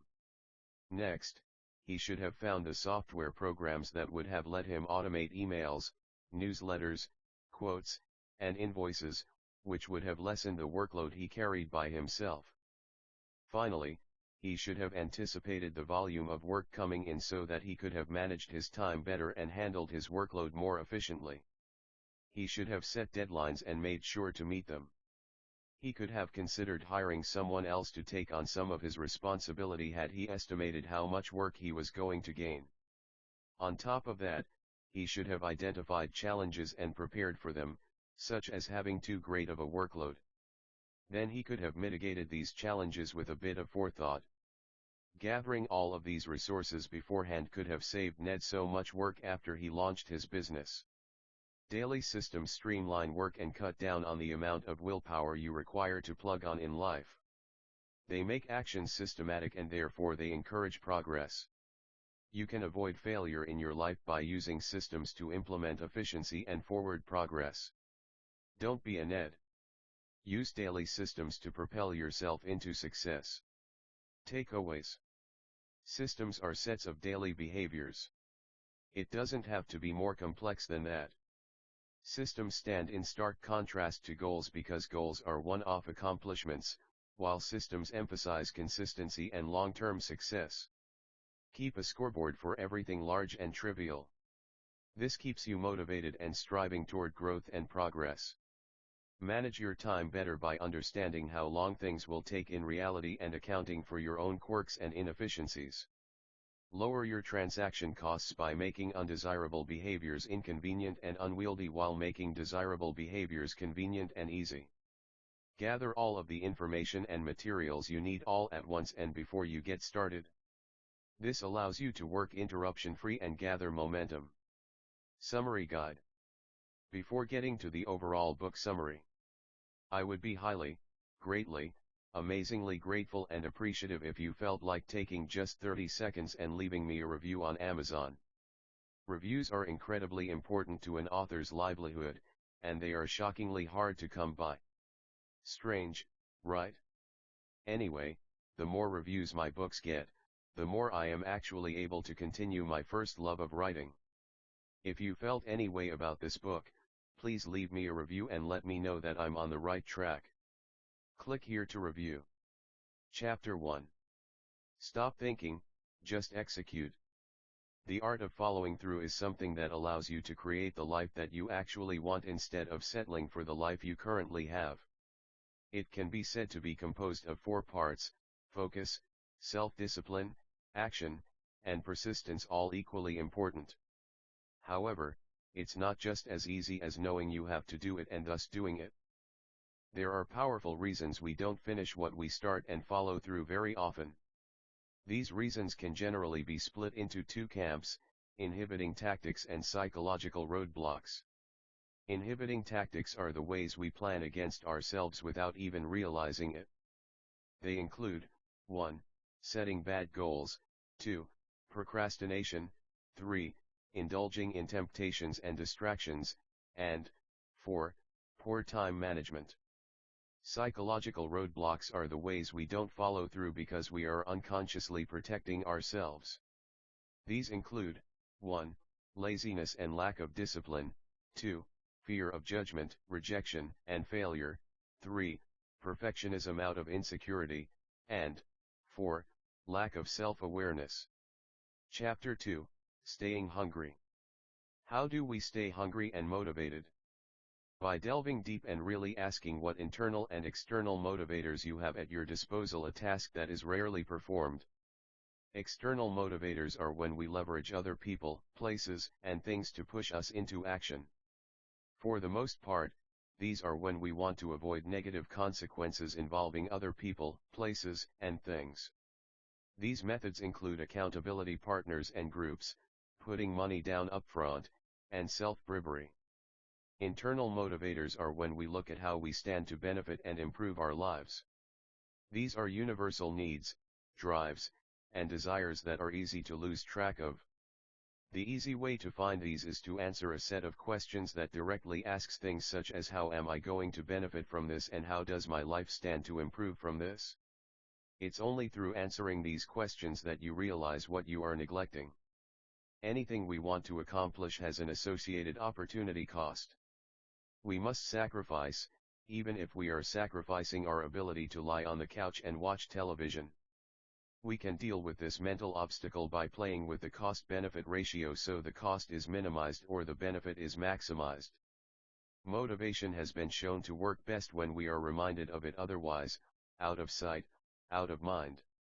Thus, you should have cues your motivations all around you, but make sure to keep them distinct and memorable. Use all 5 senses, even taste, and make sure to change and switch them periodically to avoid growing used to them and forgetting them. Chapter 3. Create a manifesto. A manifesto is nothing more than a set of rules to follow every day. We might hate rules, but rules take the guesswork out of our days and give us guidelines to follow. They make matters black and white, which is helpful to following through because there is simply no other choice. Rule 1. Are you acting out of laziness? If so, is this a characterization you want about yourself? Rule 2. 3 major tasks a day, maximum. Differentiate between important tasks, urgent tasks, and simple wasted motion. Rule 3. Create daily limitations and requirements for yourself. These keep you within the bounds of what you know you need to do.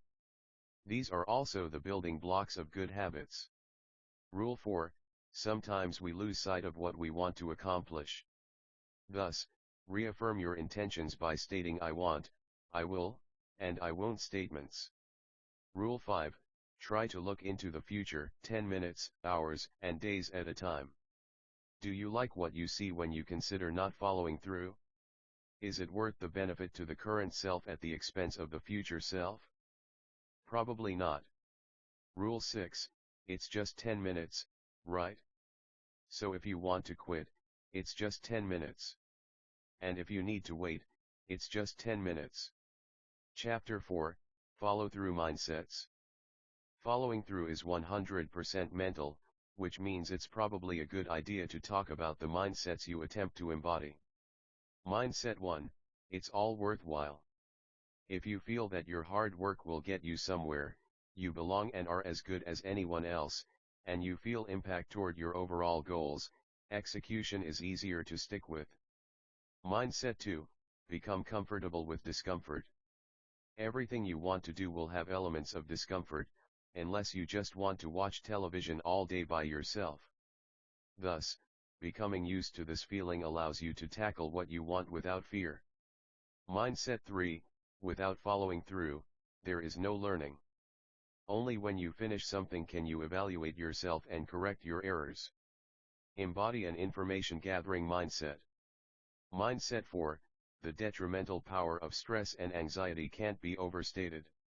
Even being in a poor mood is dangerous to your productivity and follow through.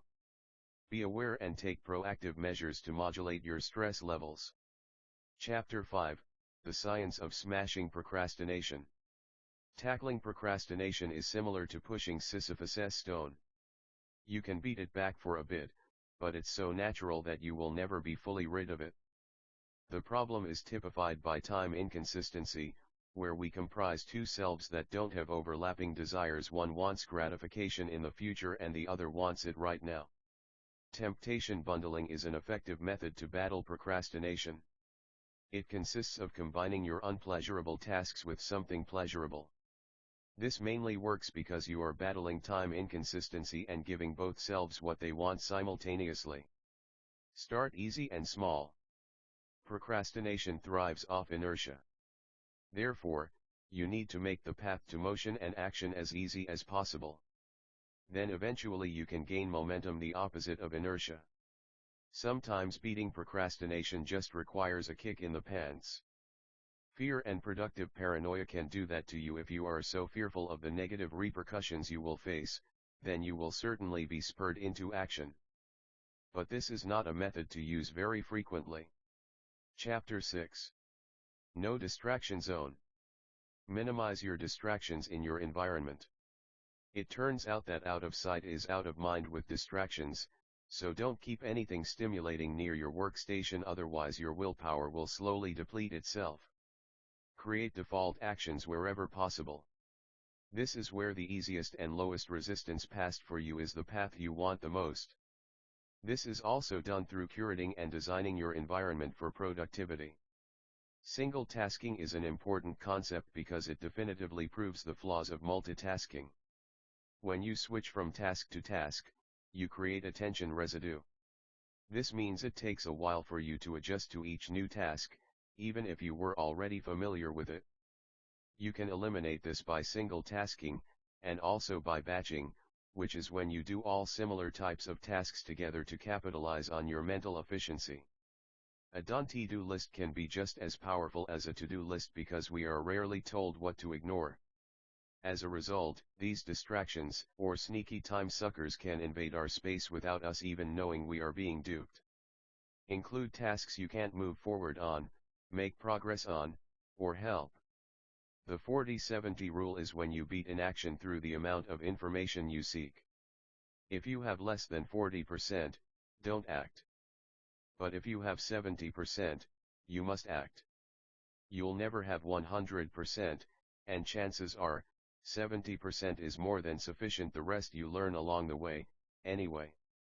Finally, you might want to do nothing from time to time. This is rest and relaxation, but you should think of it as mental recovery. What does an athlete do between races or matches? You got it, they recover so they are primed to work again when necessary. Chapter 7, Deadly Pitfalls. Pitfalls to following through and finishing what you start? Too many to name. but a select few in this chapter are stronger and more dangerous than most. False hope syndrome is when you expect that you will be able to change or improve to an unrealistic degree. When you inevitably fail to meet this mark, there is a very real backlash that results in you being even less motivated and disciplined than before you started. To beat this, set proper expectations based on your history and understand the difference between goals and expectations. Overthinking is sneaky because it feels like action and it even feels productive. But it's not. Overthinking is when you fixate and can't seem to take the first step toward action. Zero in on the details that matter, deliberately ignore everything else, and you'll feel much more clarity. Worrying is when you fixate on something and inevitably start drawing out the negative scenarios and pitfalls. However, worrying is also when you fixate on things you can't control while ignoring what you can control, the present. The solution is to focus on what you can do right now and only right now. Do you know yourself? Well, what about in terms of productivity and how you work and produce the best? You can consider time of day, environment, setting, and so on. But you should consider that knowing yourself is also the ability to look at yourself and understand why you may have failed or come up short. It is the ability to self-diagnose and be self-aware. Chapter 8. Daily Systems for Success. Systems are sets of daily behaviors. It doesn't have to be more complex than that. Systems stand in stark contrast to goals because goals are one-off accomplishments, while systems emphasize consistency and long-term success. Keep a scoreboard for everything large and trivial. This keeps you motivated and striving toward growth and progress. Manage your time better by understanding how long things will take in reality and accounting for your own quirks and inefficiencies. Lower your transaction costs by making undesirable behaviors inconvenient and unwieldy while making desirable behaviors convenient and easy. Gather all of the information and materials you need all at once and before you get started. This allows you to work interruption-free and gather moment.